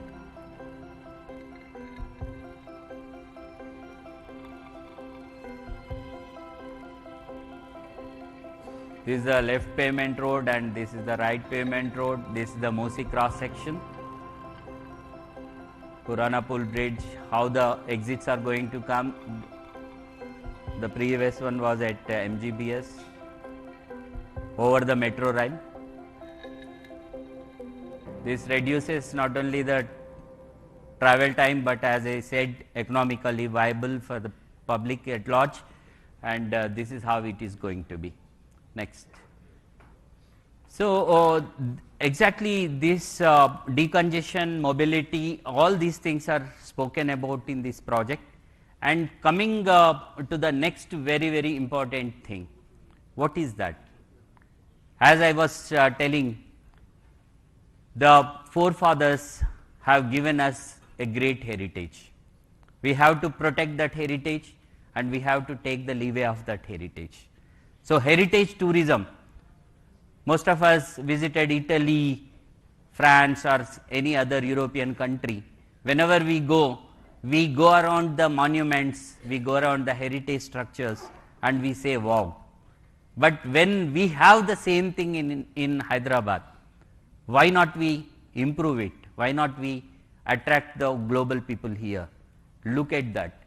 So, these are some of the heritage structures that are there. మన దగ్గర ఉన్నటువంటి చాలా అమూల్యమైనటువంటి heritage, ఎప్పుడో Qutub Shahi time నుంచి కట్టినటువంటివి. Qutub Shahi Tomes ఉన్నాయి, మనకి తారామతి బారాదరి ఉంది, మనకి పురాణా పూల్ దగ్గర గవర్నమెంట్ సిటీ కాలేజ్, ఇది బ్రిటిష్ రెసిడెన్సీ అంటారు, ఆల్రెడీ దీన్ని ఇంప్రూవ్ చేయడం జరిగింది. హైకోర్టు ఉంది, మనకి ఉస్మానియా జనరల్ హాస్పిటల్ ఉంది, మక్కా మస్జిద్ ఉంది, చార్మినార్ ఉంది. మనము పురాణా పూల్ దగ్గర దిగితే 2 నిమిషాలలో మక్కా మస్జిద్కి వెళ్ళొచ్చు, చార్మినార్ చూడడానికి వెళ్ళిపోవచ్చు. సో మొబిలిటీతో పాటు వీటిని కూడా ఇంప్రూవ్ చేయటం స్టార్ట్ అయింది. ఆల్రెడీ మనము వరల్డ్ మాన్యుమెంట్స్ ఫండ్ ఇండియాతోని ఒక అగ్రిమెంట్ కూడా చేసుకోవటం జరిగింది. ఆల్రెడీ ఒక 5కి వాళ్ళు స్టడీ చేసి మనకి ఇవ్వడం జరుగుతుంది. మిగతావి కూడా ఈ మధ్యనే thanks to the industry leaders, they have come forward, they have done a meeting and they said they will also adapt. We are going with a policy called Adapt a Monument. That policy, I request each one of you please study. That will be available online with the tourism department and also QQSUD, Kuli Qutub Shah Urban Development Authority. So not only these, but wherever we have any of the heritage structure, that will be definitely be taken up for development. So not only this, but what else can be done? We can also, Hyderabad is known for the secular city. So just we have identified some of the important relevance along the Musi. Musi పక్కన ఉన్నటువంటి పురాతనమైనటువంటి ఒక కట్టడం కూడా చూడడం జరిగింది. ఇది మంచిరేవులలో ఒక టెంపుల్ ఉంటుంది, వీరభద్ర స్వామి టెంపుల్ అని. ఇది సుమారుగా 800 సంవత్సరాల చరిత్ర కలిగిన టెంపుల్. ఈ టెంపుల్ని కూడా ఇంప్రూవ్ చేయాలి, మూసి పక్కనే ఉంటుంది. సో దీన్ని కూడా ఒక సెక్యులర్ ప్లేస్ లాగా అందరికీ, అంటే టెంపుల్ డెవలప్ చేయటం. మనకు మక్కా మస్జిద్ ఉంది, అక్కడ మళ్ళీ మనకు రివర్ ఫ్రంట్ డెవలప్మెంట్లో భాగంగా ఒక మాస్క్ కూడా మస్జిద్ తీసుకురావటం. తర్వాత ఇక్కడ గురుద్వారా, మనకి గౌలిగూడ ఆ ప్రాంతంలో చాలామంది మనకి గురుద్వారా వెళ్ళే వాళ్ళు ఉన్నారు, సిక్స్ ఉన్నారు, కమ్యూనిటీ ఉంది, అది టేకప్ చేయటం. నాగోల్ ఒక చర్చ్. సో సెక్యులర్ కనెక్ట్ కూడా, అంటే Musi is not only a river, but the river that connects the heritage, culture, tourism and also the secular things. So these are the plans already in place. In phase 2 we will also be taking up all these three. In the phase 1, because this development already started, we are trying to integrate this into the development process. So these will also be simultaneously be taken up. So sir, this also I request Honorable Chief Minister to consider. Let us go with the secular model of the city, sir. So this is how the entire planning happened. The DPR is ready. The DPR, many of the people, master planning is happened, and the DPR, some of the misconceptions are there, the DPR is not there, the DPR is there. This is the first consultation that is happening, and this will also be available online next week. We are doing the final vetting into this, and we will place it for the feedback, suggestions. So this is where exactly we are talking about. Every great river transformation was built on collective will. The collective will is very, very important. Please get into that. And I request all of you to come join us in turning this vision into reality. ఈ vision ని రియాలిటీకి తీసుకెళ్లడానికి మీరందరూ మాతో కలిసి పనిచేయాలని చెప్పేసి ప్రత్యేకంగా కోరుతా ఉన్నాం. So as I was mentioning, అందరూ దయచేసి మీ యొక్క ఫీడ్బ్యాక్, సజెషన్స్, ఇప్పుడు మా ఆలోచన ఏముంది అనే దాంట్లో డిపిఆర్ని ఫర్మప్ చేస్తూ ఉన్నాం. దాంట్లో తప్పకుండా మీరు ఇచ్చే సజెషన్స్ని, సూచనల్ని తీసుకొని దాంట్లో తప్పకుండా మేము ఇన్కార్పొరేట్ చేస్తాం. This is the website. ఈ క్యూఆర్ కోడ్ కూడా చేయొచ్చు. ఈ వెబ్సైట్ ద్వారా మీరు సజెషన్స్ అండ్ మీ ఫీడ్బ్యాక్ ఇవ్వాల్సిందిగా కోరుతా ఉన్నాను. Thank you so much. Thanks for listening to me patiently.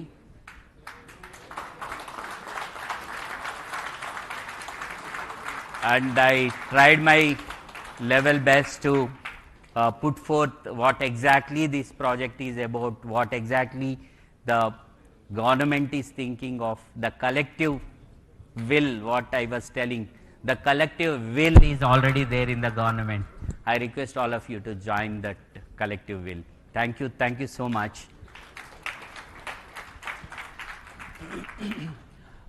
Now in another 1-2 minutes, Honorable Chief Minister will give his views, thoughts, and address the August gathering. Thank you very much.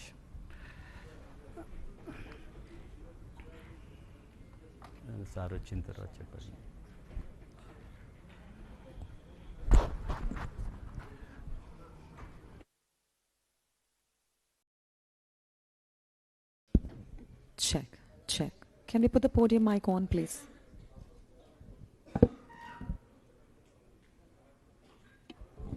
All the lights on.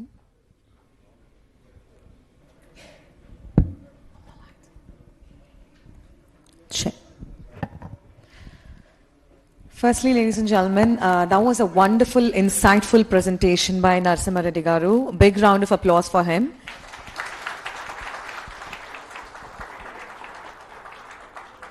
Not only did he ensure to cover everything about damage control, cutting edge technology, infrastructure, but he's also ensured to cover a secular model. Sir, thank you very much for the patience and to taking us all through this one. Yes. Ipudu Hyderabad నగర చరిత్రకు మరియు తెలంగాణ రాష్ట్ర భవితకు కొత్త దశను దిశను చూపిస్తున్న honourable గౌరవనీయులు రాష్ట్ర ముఖ్యమంత్రి రేవంత్ రెడ్డి గారిని వేదిక మీదకి ఆహ్వానిస్తున్నాము to address the gathering. Hello sir, hearty welcome to you. Big round of applause please.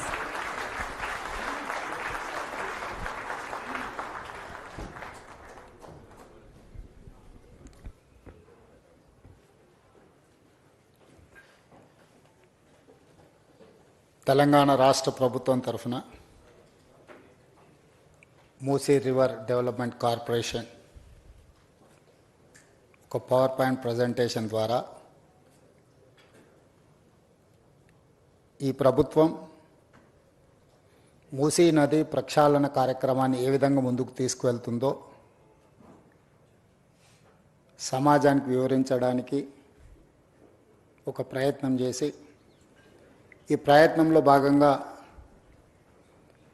శాసన మండలి చైర్పర్సన్, శాసనసభ స్పీకర్, సహచార మంత్రివర్గ సభ్యులు, ప్రభుత్వ సలహాదారులు, పార్లమెంట్ సభ్యులు, శాసన మండలి సభ్యులు, శాసనసభ్యులు, ఈ దేశంలో ఉన్న ప్రముఖులను, నిర్మాణ సంస్థల్ని, ఎన్విరాన్మెంట్ ఎక్స్పర్ట్స్ని, క్లైమేట్ చేంజెస్ మీద రీసెర్చ్ స్కాలర్స్ని, అదేవిధంగా దేశం యొక్క ఆర్థిక వ్యవస్థను బలోపేతం చేయడానికి ప్రయత్నం చేస్తున్న ప్రముఖులను అందరినీ ఆహ్వానించి ప్రజల్ని ఆందోళనకు గురి చేసే విధంగా కొంతమంది ఉద్దేశపూర్వకంగా, ఇంకొంతమంది సంపూర్ణమైన సమాచారం లేకపోవడం వల్ల అసంపూర్తి సమాచారంతో అర్ధ సత్యాలను ప్రచారం చేయడం వల్ల ఒక రకమైన ఆందోళన చాలామంది మనసులో ఉంది.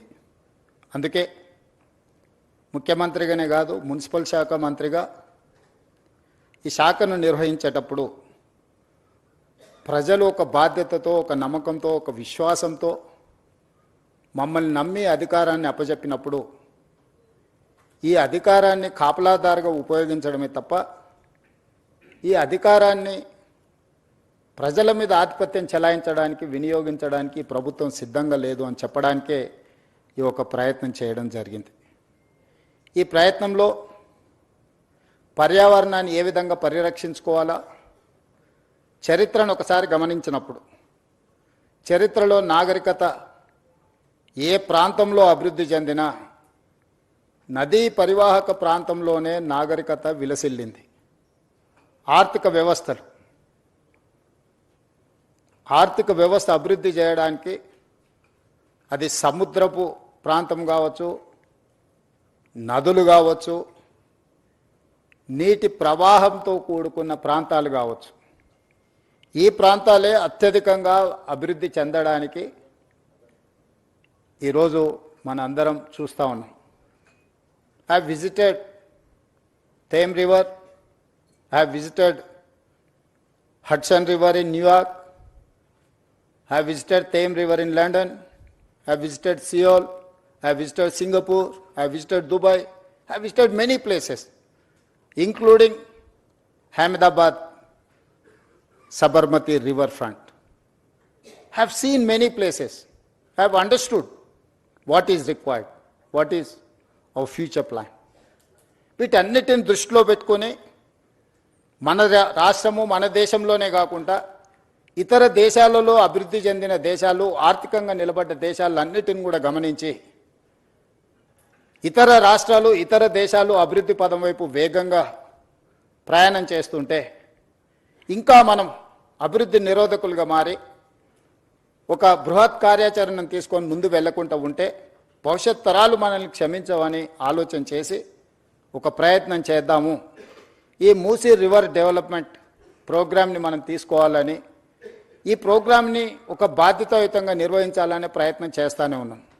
దాదాపుగా 27 నెలల మా ప్రభుత్వ ఏర్పాటు తర్వాత దాదాపుగా 2 సంవత్సరాల నుంచి నిరంతరం కొన్ని వందల వేల గంటలు నేను అధికారులతో కానీ, ఎక్స్పర్ట్స్తో కానీ, ఫైనాన్షియల్ కన్సల్టెంట్స్తో కానీ, ఎన్విరాన్మెంట్ కన్సల్టెంట్స్తో అందరితో కూర్చొని క్షుణ్ణంగా ప్రతి ఒక్క అంశాన్ని ఏ విధంగా ముందుకు తీసుకెళ్ళాలి, ఏ విధంగా ఈ రాష్ట్రాన్ని, ఈ నగరానికి ఒక గొప్ప చరిత్ర ఉంది. కులీ కుతుబ్ షాయిలు, నిజాం సర్కారులు హైదరాబాద్ నగరాన్ని నిర్మిస్తే, నిజాం అండ్ బ్రిటిషర్ సికింద్రాబాద్ నగరాన్ని నిర్మిస్తే, గత పాలకులు చంద్రబాబు నాయుడు గారు, రాజశేఖర రెడ్డి గారు హయాంలో సైబరాబాద్ నగరాన్ని నిర్మిస్తే ఈరోజు outer ring road inside core urban region దాదాపుగా 2100 స్క్వేర్ కిలోమీటర్స్, 1,34,00,000 జనాభా ఈరోజు నివసిస్తున్నారు. ఇంత జనాభాకు అవసరమైన తాగునీరే కానీ, పరిశ్రమలకు కానీ, అభివృద్ధి కోసం ఏ రకమైన ప్రణాళికలు చేపట్టాలని ఆలోచన చేసినప్పుడు కృష్ణానది జలాలను, గోదావరి నది జలాలను ఈ ప్రాంత ప్రజల యొక్క దాహార్తిని తీర్చడానికి స్వతంత్ర భారతదేశంలో మనం ప్రయత్నం చేసినాం. కానీ ఒక గొప్ప విషయం ఈరోజు గమనించాల్సిన అవసరం ఉంది. నిజాం రాజు అయి ఉండొచ్చు, చక్రవర్తి అయి ఉండొచ్చు, నిజాం గారి మీద రకరకాల అభిప్రాయాలు చాలామందికి ఉండొచ్చు, చాలామంది నిజాం పరిపాలన ఒప్పుకొని ఉండొచ్చు, ఒప్పుకోకపోయి ఉండొచ్చు. కానీ నిజాంను ఒక విషయంలో మనందరం ఈరోజు ఆదర్శంగా తీసుకొని అభినందించాల్సినంత గొప్ప పనులు చేసాం.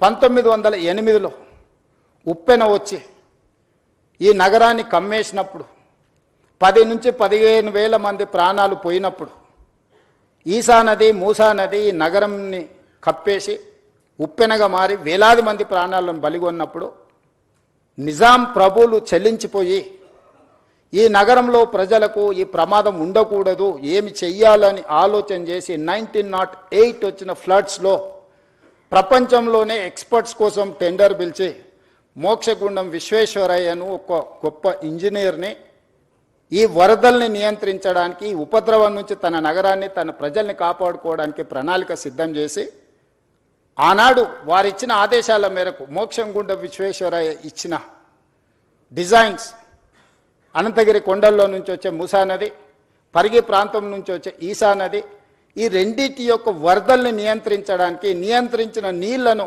ప్రజలకు ఉపయోగించడానికి ఒక పక్కన హిమాయత్ సాగర్, ఇంకొక పక్కన ఉస్మాన్ సాగర్ని నిర్మించి 1921 104 సంవత్సరాల క్రితం నిర్మించిన ఉస్మాన్ సాగర్, హిమాయత్ సాగర్ ఈ రోజుకి హైదరాబాద్ ప్రజల యొక్క దాహార్తిని తీరుస్తున్నాయి. 100 సంవత్సరాలు పూర్తయిన చెక్కు చెదరకుండా కట్టడాలు వరదల్ని నియంత్రించడమే కాకుండా హైదరాబాద్ నగర ప్రజల్ని కాపాడడమే కాకుండా ఈ నగరానికి వ్యాపారం కోసము, విద్య కోసము, ఉపాధి కోసం వచ్చే కోట్లాది మంది దాహార్తిని తీర్చే ప్రాజెక్టులుగా ఈరోజు ఒక గొప్ప మన్నన పొందిన ప్రాజెక్టులు నిజాం ప్రభువు నిర్మించింది. 110 సంవత్సరాల క్రితము నిజాం సర్కారే ఇంత గొప్ప విజన్ తోటి నదీ పరివాహక ప్రాంతాన్ని కేవలం తాగునీరు కోసం ఉపయోగించలే. Historical heritage structures Taramati Baradari నుంచి మొదలు పెడితే Charminar, Salar Jung museum, high court, city college, you name it anything, Quli Qutub Shahi tombs నుంచి మొదలు పెడితే ఒక గొప్ప సంస్కృతిని, వారసత్వ సంపదను, Osmania hospital, Osmania university, city hall, town hall, today it is council member of legislative council 16th నుంచి అక్కడ నడపబోతున్నాం. స్వతంత్రం వచ్చిన తర్వాత మనం ఏర్పాటు చేసుకున్న మొట్టమొదటి శాసనసభ సమావేశాలు ఆ టౌన్ హాల్లోనే ఆ రోజు మనకు అవకాశం వచ్చింది. ఈ విధంగా ఒక గొప్ప వారసత్వ సంపదను, ఒక గొప్ప గుర్తింపును ప్రపంచంలోనే ఒక మేటి నగరంగా నిజాం సర్కారు మనకు అందించిన ఈ హైదరాబాద్ నగరాన్ని ఇలాగే వదిలేద్దామా? ప్రపంచంలో జరుగుతున్న పరిణామాలు, పర్యావరణ మార్పులను పరిగణలోకి తీసుకోవాల్సిన అవసరం ఉన్నదా లేదా మనందరం ఆలోచన చేయాలి. ఈరోజు నేను ఎవరిని విమర్శించదలుచుకోలేదు, విమర్శించిన సమయాన్ని నేను వృధా చేసుకోదలుచుకోలేదు, కానీ నేను విజ్ఞప్తి చేయదలుచుకున్నాను. 12 సంవత్సరాలు కేంద్రంలో అధికారంలో ఉన్నవాళ్ళు, 10 సంవత్సరాలు రాష్ట్రంలో అధికారం ఉన్నవాళ్ళు, అభివృద్ధి చేసి తెలంగాణ స్టేట్ని గ్లోబల్ ముఖ చిత్రంలో పెట్టినామని చెప్పేవాళ్ళు, లేకపోతే మాకు ఇంటర్నేషనల్ ఎక్స్పోజర్ ఉంది, లేకపోతే మాకు అపారమైన మేధా సంపత్తి ఉందని చెప్పేవాళ్ళు ఎందుకు ఈరోజు ఈ ప్రాజెక్టులను అడ్డుకునే ప్రయత్నం చేస్తున్నారు? ఎందుకు సూచనలు ఇవ్వడానికి ప్రయత్నం చేస్తలేరు? If I do something wrong, you tell me what is that wrong, you find out, you suggest. I'm there to take your suggestions, I'm there to implement your suggestions, but you are simply saying that no. No is not solution for Musi reservation. This is what my answer. This is how I am going to react. ఈ రోజు ఏం చెయ్యాలనుకుంటున్నామో సాంకేతిక పరంగా ప్రపంచంలో ఎక్స్పర్ట్స్ని అందరిని ఒక దగ్గర కూర్చోబెట్టి, మన్హాటన్ నుంచి మొదలు పెడితే Cushman Wakefield, Rio, these are the world's best experts in financial consultants, in water reservation and construction side. So we are paying almost 160 crores for those consultants for this project. We have not appointed this consultant just like that. We have called global tenders. We have seen everything. We have seen their completion projects. ఇట్లాంటివన్నిటిని పరిగణలోకి తీసుకొని ఒక మంచి ఉద్దేశంతో ఈ నగరాన్ని రక్షించుకోవాలి. ఈరోజు 1,34,00,000 జనాభా ఉంది. 2050కి నెక్స్ట్ 25 ఇయర్స్లో, 24 ఇయర్స్లో 2,80,00,000 జనాభాకి మనం చేరుకోబోతున్నాము. ఈ ప్రజలకు అందరికీ కూడా జవాబు ఇవ్వాల్సిన బాధ్యత, ఈ ప్రజలకు మౌలిక వసతులను ఏర్పాటు చేయాల్సిన బాధ్యత మా ప్రభుత్వం మీద ఉన్నది, ప్రజలు ఎన్నుకున్న ప్రభుత్వం మీద ఉన్నది. ఆనాడు చంద్రబాబు నాయుడు గారు, రాజశేఖర రెడ్డి గారు ఔటర్ రింగ్ రోడ్డు, అంతర్జాతీయ ఎయిర్పోర్టు, హైటెక్ సిటీ, అంతర్జాతీయ స్థాయికి సంబంధించిన Microsoft, Infosys or any other Google లాంటి సంస్థల్ని ఈ నగరానికి తేకపోయి ఉంటే ఈరోజు మన ఆర్థిక వ్యవస్థ బాగుపడి ఉండేదా? ఈరోజు ప్రపంచంలో మనకు గుర్తింపు వచ్చి ఉండేదా? 94 to 2004 TDP, 2004 to 2014 Congress, 2014 to 2024 TRS. But we have made all policies from 94 to 2014. All these 25 years we have planned like anything. We may have a political differences, we may have a issue-based arguments, but we have not defeated our policies. There is no policy paralysis in our government. Today also I am continuing all those policies from 94 to 2024. All these 30 years, whatever the then governments have taken certain policies, the best policy, the best practice is I am continuing. The other issues, wherever I am getting some problem, wherever I am getting some feedback, I am improving my policies. I have changed my working style. You know, I am an aggressive speaker in political platform. People have seen only one face. Today I wanted to show my other face. Today I got a responsible position. I have to deliver. I cannot sit just like that. ఇంత పెద్ద బాధ్యత ఇచ్చినప్పుడు ఏమి చేయకుండా కూర్చొని 16-17 మంది ముఖ్యమంత్రులు ఉమ్మడి రాష్ట్రంలో తెలంగాణ రాష్ట్రంలో వస్తే కొద్ది మందే గుర్తున్నారు. ఎందుకు? వాళ్ళు చరిత్రకు అవసరమైన భవిష్యత్ తరాలకు అవసరమైన ప్రణాళికలు రచించి సరైన నిర్ణయాలు తీసుకోవడం వల్ల ఈరోజు చరిత్ర వాళ్ళని గుర్తుపెట్టుకున్నది. నిజాం పోయినా, నిజాం వారసులు లేకపోయినా ఈరోజు అభివృద్ధి అనే ప్రణాళికల మీద చర్చ చేసినప్పుడు నిజాం గురించి మనం ఎందుకు చర్చించుకుంటున్నాం? రాచరికంలో ఉన్న ఒక రాజు గురించి ఈరోజు మనం అతన్ని చర్చించకుండా మనకు చరిత్రనే లేదు. అతను నిర్మించిన వారసత్వ సంపదను వినియోగించకుండా మన అభివృద్ధి ప్రణాళికలే లేవు. Charminar, it is not symbol of Charminar, just tourism spot. He has designed everything around Charminar. You go and see special economic, he has created special economic zone. మీకు అక్కడ పర్ల్స్ మన దగ్గర ఉత్పత్తి వరల్డ్స్ బెస్ట్ పర్ల్స్ మీకు చార్మినార్ దగ్గర దొరుకుతాయి. World's best bangles Charminar దొరుకుతాయి. మీకు పత్తర్ గట్టి, కబూతర్ ఖానా, Mozamjahi market, you see everything. ప్రపంచంలో దొరికే ప్రతి వస్తువును గుల్జార్ హౌస్ నుంచి మొదలు పెడితే చార్మినార్ చుట్టూతా ఒక స్పెషల్ ఎకనామిక్ జోన్ను నిజాం సర్కార్ క్రియేట్ చేసింది. కాబట్టి ప్రపంచంలో ఏ పర్యాటకులకు వచ్చినా ఆడపిల్లలకు గాజులు కొనుక్కోవాలన్నా, లేకపోతే కన్న కూతుర్లకి మీకు పర్ల్స్ కొనుక్కోవాలనుకున్నా, లేకపోతే ఇతర ఏం కొనుక్కోవాలన్నా, ఏ రకమైన పక్షులు, జంతువులు ప్రపంచంలో ఇలాంటి పక్షిని, ఎలాంటి జంతువుని చూడాలన్నా కబూతర్ ఖానాకి వెళ్తే నువ్వు అన్ని చూడగలుగుతావు.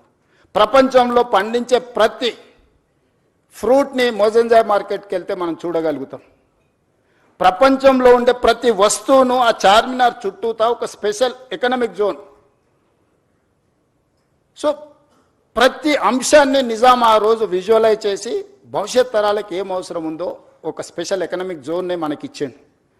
ఎడ్యుకేషనల్ ఇన్స్టిట్యూట్, ఉస్మానియా యూనివర్సిటీ నుంచి Nizam college, Aliya junior college, NIMS orthopaedic, Niloufer hospital, you see every specialisation. ఈరోజు కార్పొరేట్ హాస్పిటల్స్ మేము స్పెషలైజ్ చేసినాం, స్పెషలైజ్డ్ హాస్పిటల్స్ ప్రారంభించినాం అని ఈరోజు చెప్తారు. కానీ 100 years back, way back, Nizam has created everything.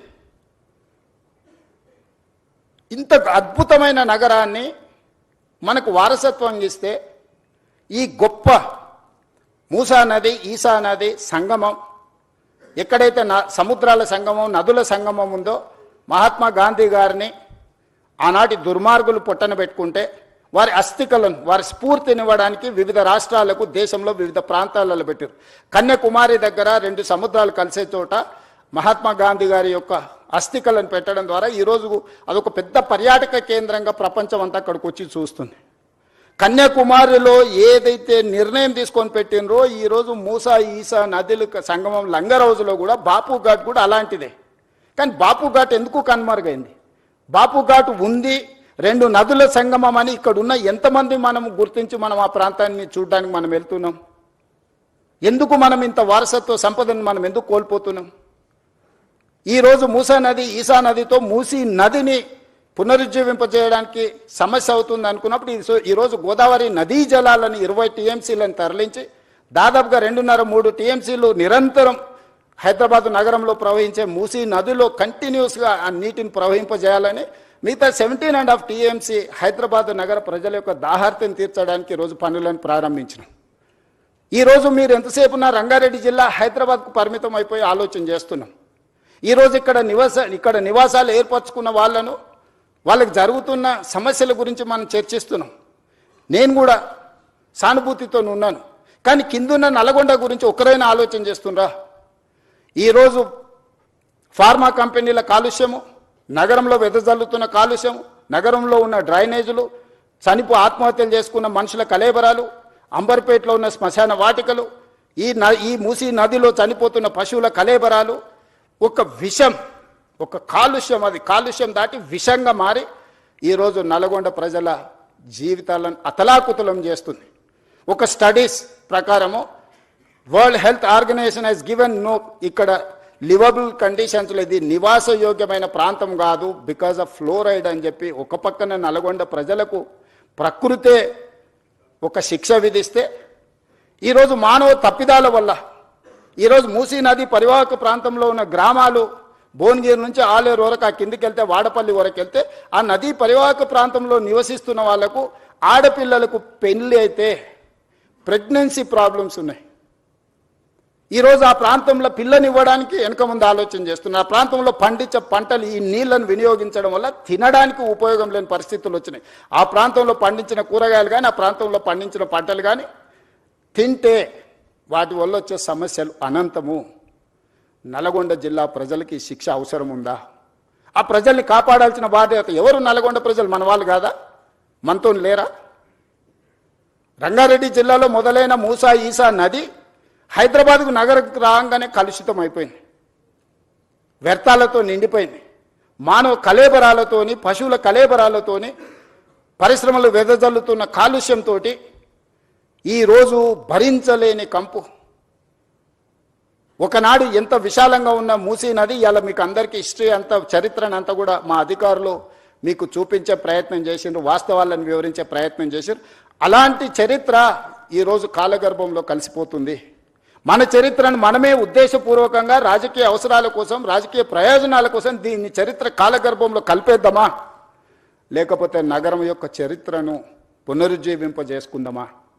ఈరోజు మేము తీసుకొస్తున్న ప్రాజెక్ట్ ఎవరికి వ్యతిరేకం కాదే. ఈరోజు ఒకప్పుడు హైదరాబాద్లో 30 ఫీట్ల రోడ్లు ఉండేవి. అంతెందుకు, అత్యంత శ్రీమంతులు నివసించే Jubilee Hills road number 36 almost 25-30 feet road ఉండే. I seen that road. మేము పోయేవాళ్ళం.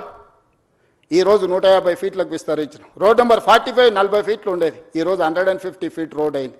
ఈరోజు పంజగుట్ట నుంచి పైకి పోయేదానికి కానీ మీరు చూడండి, ఏ రోడ్లు అయినా ఫ్లైఓవర్లు అయినా ఓల్డ్ సిటీలో, ఈరోజు ఓల్డ్ సిటీలో సాలార్జంగ్ మ్యూజియం నుంచి ప్రతి ఏరియాలో ఇరుకైన సందులు, నిజాం కట్టిన పట్టణం కాబట్టి ఆ రోజు ఉన్న పరిస్థితుల ప్రకారం రోడ్లు వేస్తే ఈరోజు ఓల్డ్ సిటీలో ఉండే ప్రజలు వాళ్ళే ముందుకొచ్చి స్వచ్ఛందంగా మా రోడ్లను విస్తరించండి, మేము స్వచ్ఛందంగా ముందుకు వస్తాము, మాకు నష్టపరిహారం ఇవ్వండి అంటే ఈరోజు ఓల్డ్ సిటీలో మెట్రో విస్తరించడానికి గౌలిగూడ నుంచి ఫలక్నమా నుంచి చంద్రాయన్గుట్ట వరకు ఈ రోడ్ల విస్తరణ కార్యక్రమాలు వేగంగా జరుగుతున్నాయి.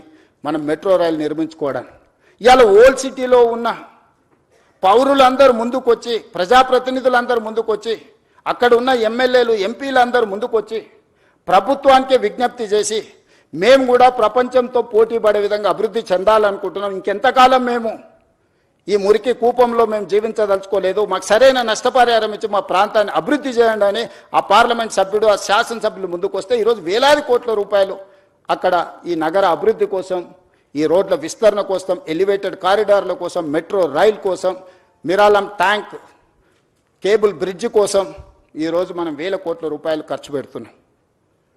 ఈరోజు మా ఆలోచన, మా ప్రభుత్వం యొక్క ఉద్దేశం ఎవరికో నష్టం కలిగించాలని కాదు. ఎవరైనా మూసి మురికి, ఇప్పుడు మీరు చూసిండ్రు ఎంత కాలుష్యం ఉందో, ఎవరైనా కోరుకొని అక్కడ జీవించాలని అనుకుంటాడా? ఏ ఆధారం లేనోళ్ళు, ఎలాంటి ఆదరణ లేనోళ్ళు, ఏ ప్రభుత్వం ఏం వసతులు కల్పించనప్పుడు ఇక చివరి మజిలీగా మూసీ నది పరివాహక ప్రాంతంలో వాళ్ళు నివసించాలనుకుంటున్నారు. అక్కడున్న దోమలు, అక్కడున్న కంపు, అక్కడున్న మురికి, వాళ్ళ పిల్లలు పొద్దున్న లేస్తే బడికి పోవడానికి బడి లేదు, వాళ్ళకు వైద్యం లేదు, ఆ పిల్లలకు ఆడుకోవడానికి చిన్న ఆట స్థలం లేదు, నివసించడానికి ఒక కుటుంబం భార్యాభర్తలు కలిసి ఉండడానికి కూడా అక్కడ వసతులు లేవు. వర్షాలు వచ్చినప్పుడు, వరద వచ్చినప్పుడు ప్రాణాలు అరిచేత పట్టుకొని అర్ధరాత్రి పూట పరిగెత్తాలి ఎక్కడికో. నిల్వ నీడలేని వాళ్ళే ఈరోజు మూసీ నది పరివాహక ప్రాంతంలో ఈరోజు నివసిస్తున్నారు.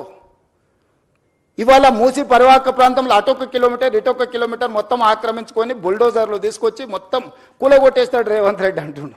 అసలు ఏమైనా చదువుకున్న వాళ్ళు లేకపోతే లోక పరిజ్ఞానం ఉండే వాళ్ళు మాట్లాడే మాటలేనా?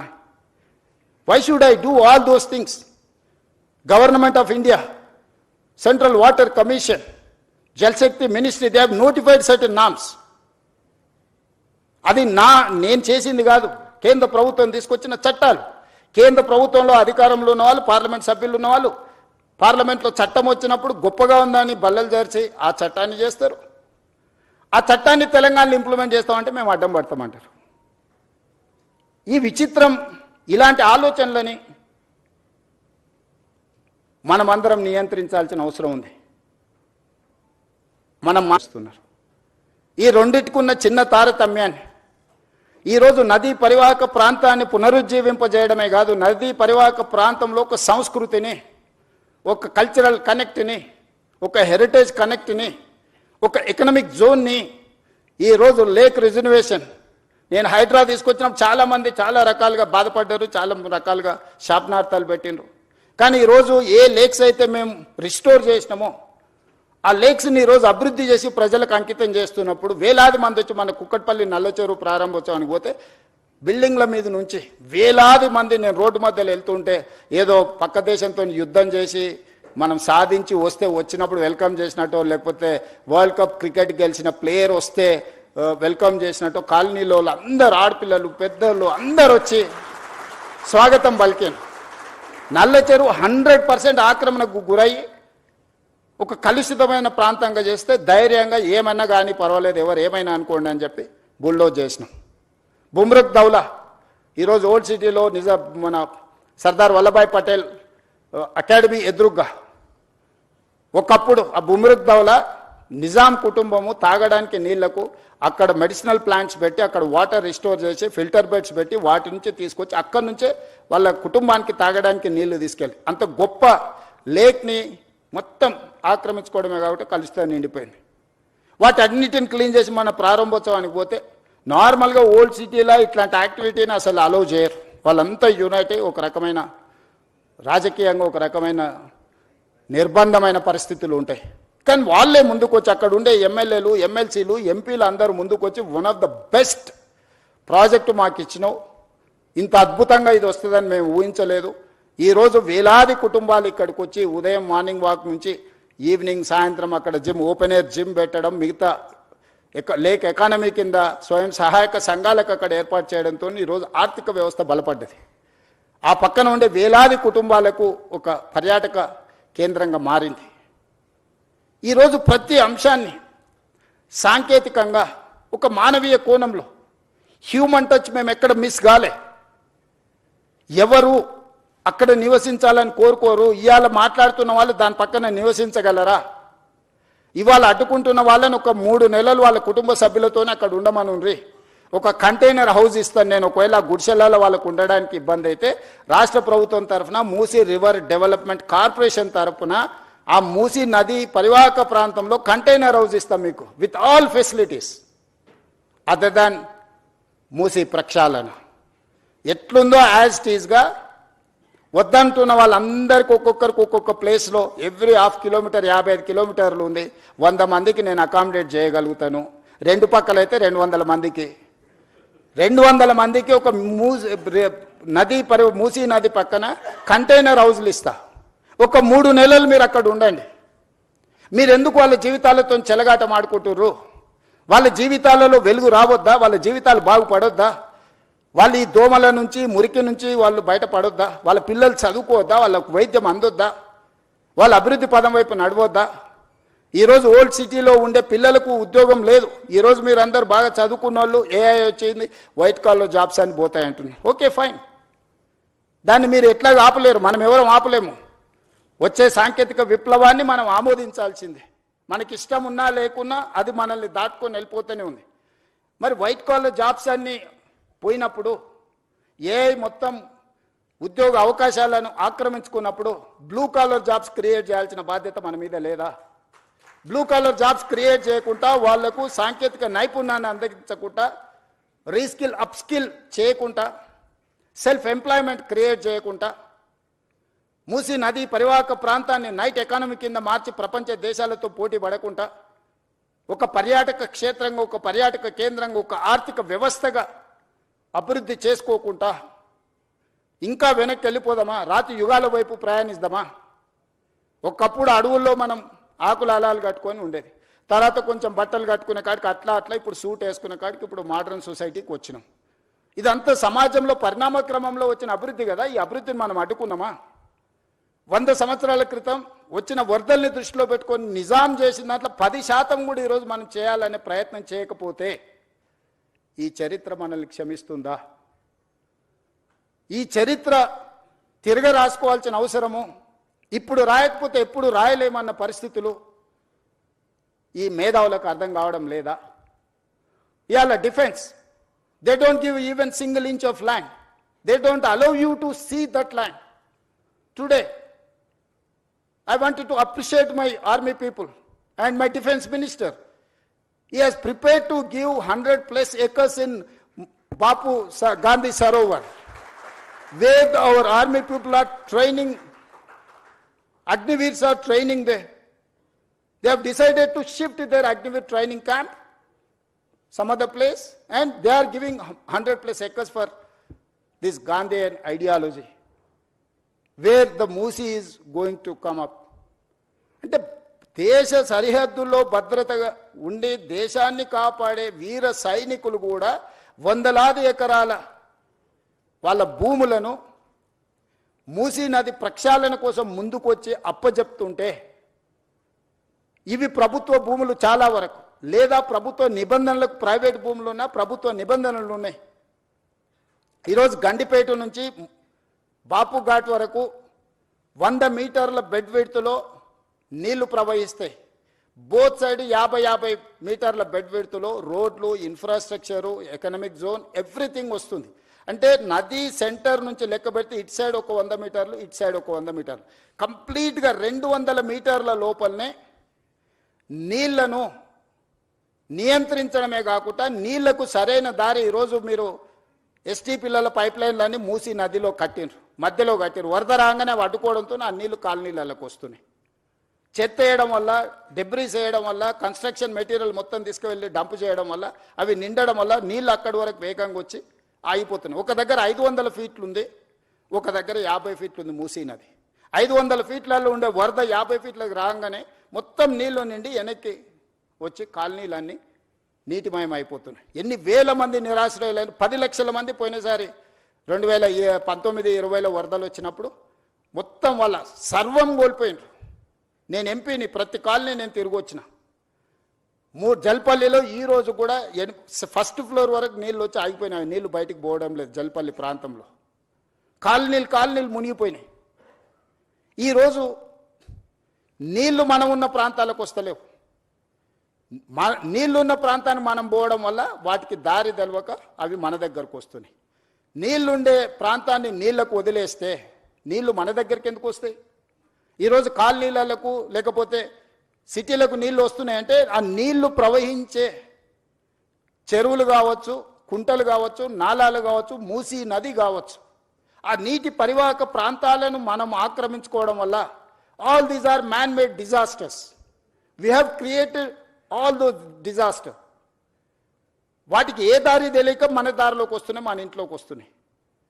వాటిని పకడ్బందీ ప్రణాళికతోటి మూసీ నది, ఈసా నది, గోదావరి నది నదుల త్రివేణి సంగమాన్ని తీసుకెళ్లి కృష్ణా నదిలో కలవడానికి అవసరమైన అభివృద్ధి కార్యక్రమాలు చేసినప్పుడు ఈ నదులు మన సంస్కృతిని, నాగరికతనే కాదు మన ఆర్థిక ప్రయోజనాన్ని చేకూర్చడానికి, ప్రపంచంలో మన గౌరవాన్ని పెంచడానికి ఉపయోగపడుతుంది.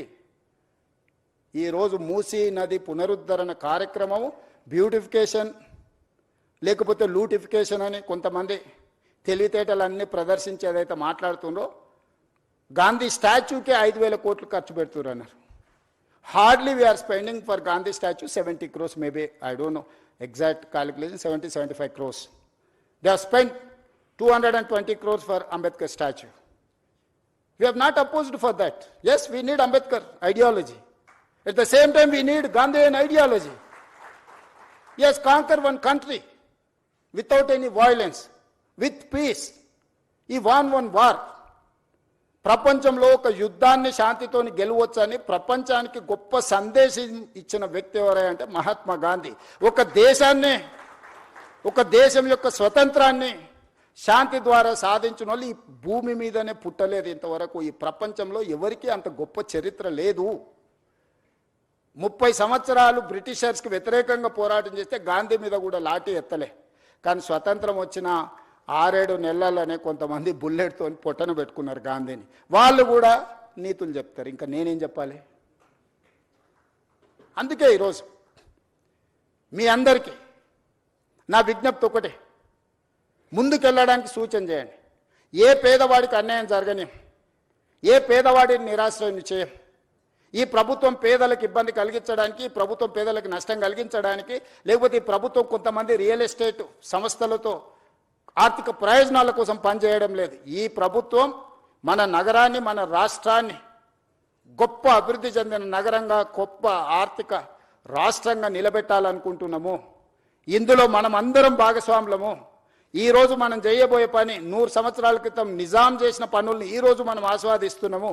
ఈరోజు మనకు తాగడానికి నీళ్ళంటే గండిపేట వైపు చూడాలి, హిమాయత్ సాగర్ వైపు చూడాలి. పిల్లలు పర్యాటక క్షేత్రానికి వెళ్ళాలనుకుంటే గండిపేట హిమాయత్ సాగర్ దగ్గరికి వెళ్ళాలి. 100 సంవత్సరాల క్రితం వారసత్వ సంపదను నిజాం అందించిన కాబట్టి చార్మినార్ చూడడానికి వెళ్తున్నాం. అంతకంటే ముందున్న గోల్కొండ దగ్గరికి వెళ్తున్నాము. లేకపోతే హైకోర్టు ఈరోజు ఎక్కడున్నది, ఉస్మానియా హాస్పిటల్ ఎక్కడున్నది, సిటీ కాలేజ్ ఎక్కడున్నది, సాలార్జంగ్ మ్యూజియం ఎక్కడున్నది, నిజాం కాలేజ్ ఎక్కడున్నది. ఇవన్నీ గొప్ప వారసత్వ కట్టడాలు, చరిత్రతో పాటు ఒక నాలెడ్జ్ హబ్గా క్రియేట్ చేసింది కాబట్టి ఈరోజు మనం గొప్పగా రాణించగలిగినాము. మనం వచ్చిన తర్వాత గొప్పగా కట్టుకున్నది ఒకటి చెప్పండి. 75 సంవత్సరాల స్వతంత్ర భారతంలో అద్భుతమైన కట్టడం, చరిత్రలో మనకు పేరు తెచ్చిపెట్టగలిగిన కట్టడం ఒక్కటైనా మనం కట్టుకోగలిగినమా? వరంగల్ వెళ్తే వేయి స్తంభాల గుడి చెప్పుకోవాలి, అక్కడికి వెళ్తే రామప్ప మందిరం చెప్పుకోవాలా, ఇంకొక దగ్గరికి వెళ్తే ఇంకొక చరిత్రను చెప్పుకోవాలా, అలంపూర్ వెళ్తే శక్తిపీఠం గురించి చెప్పుకోవాలి, కృష్ణానది పరివాహక ప్రాంతంలో రాజులు కట్టిన గొప్ప గొప్ప మందిరాలను చెప్పుకుంటున్నాను తప్ప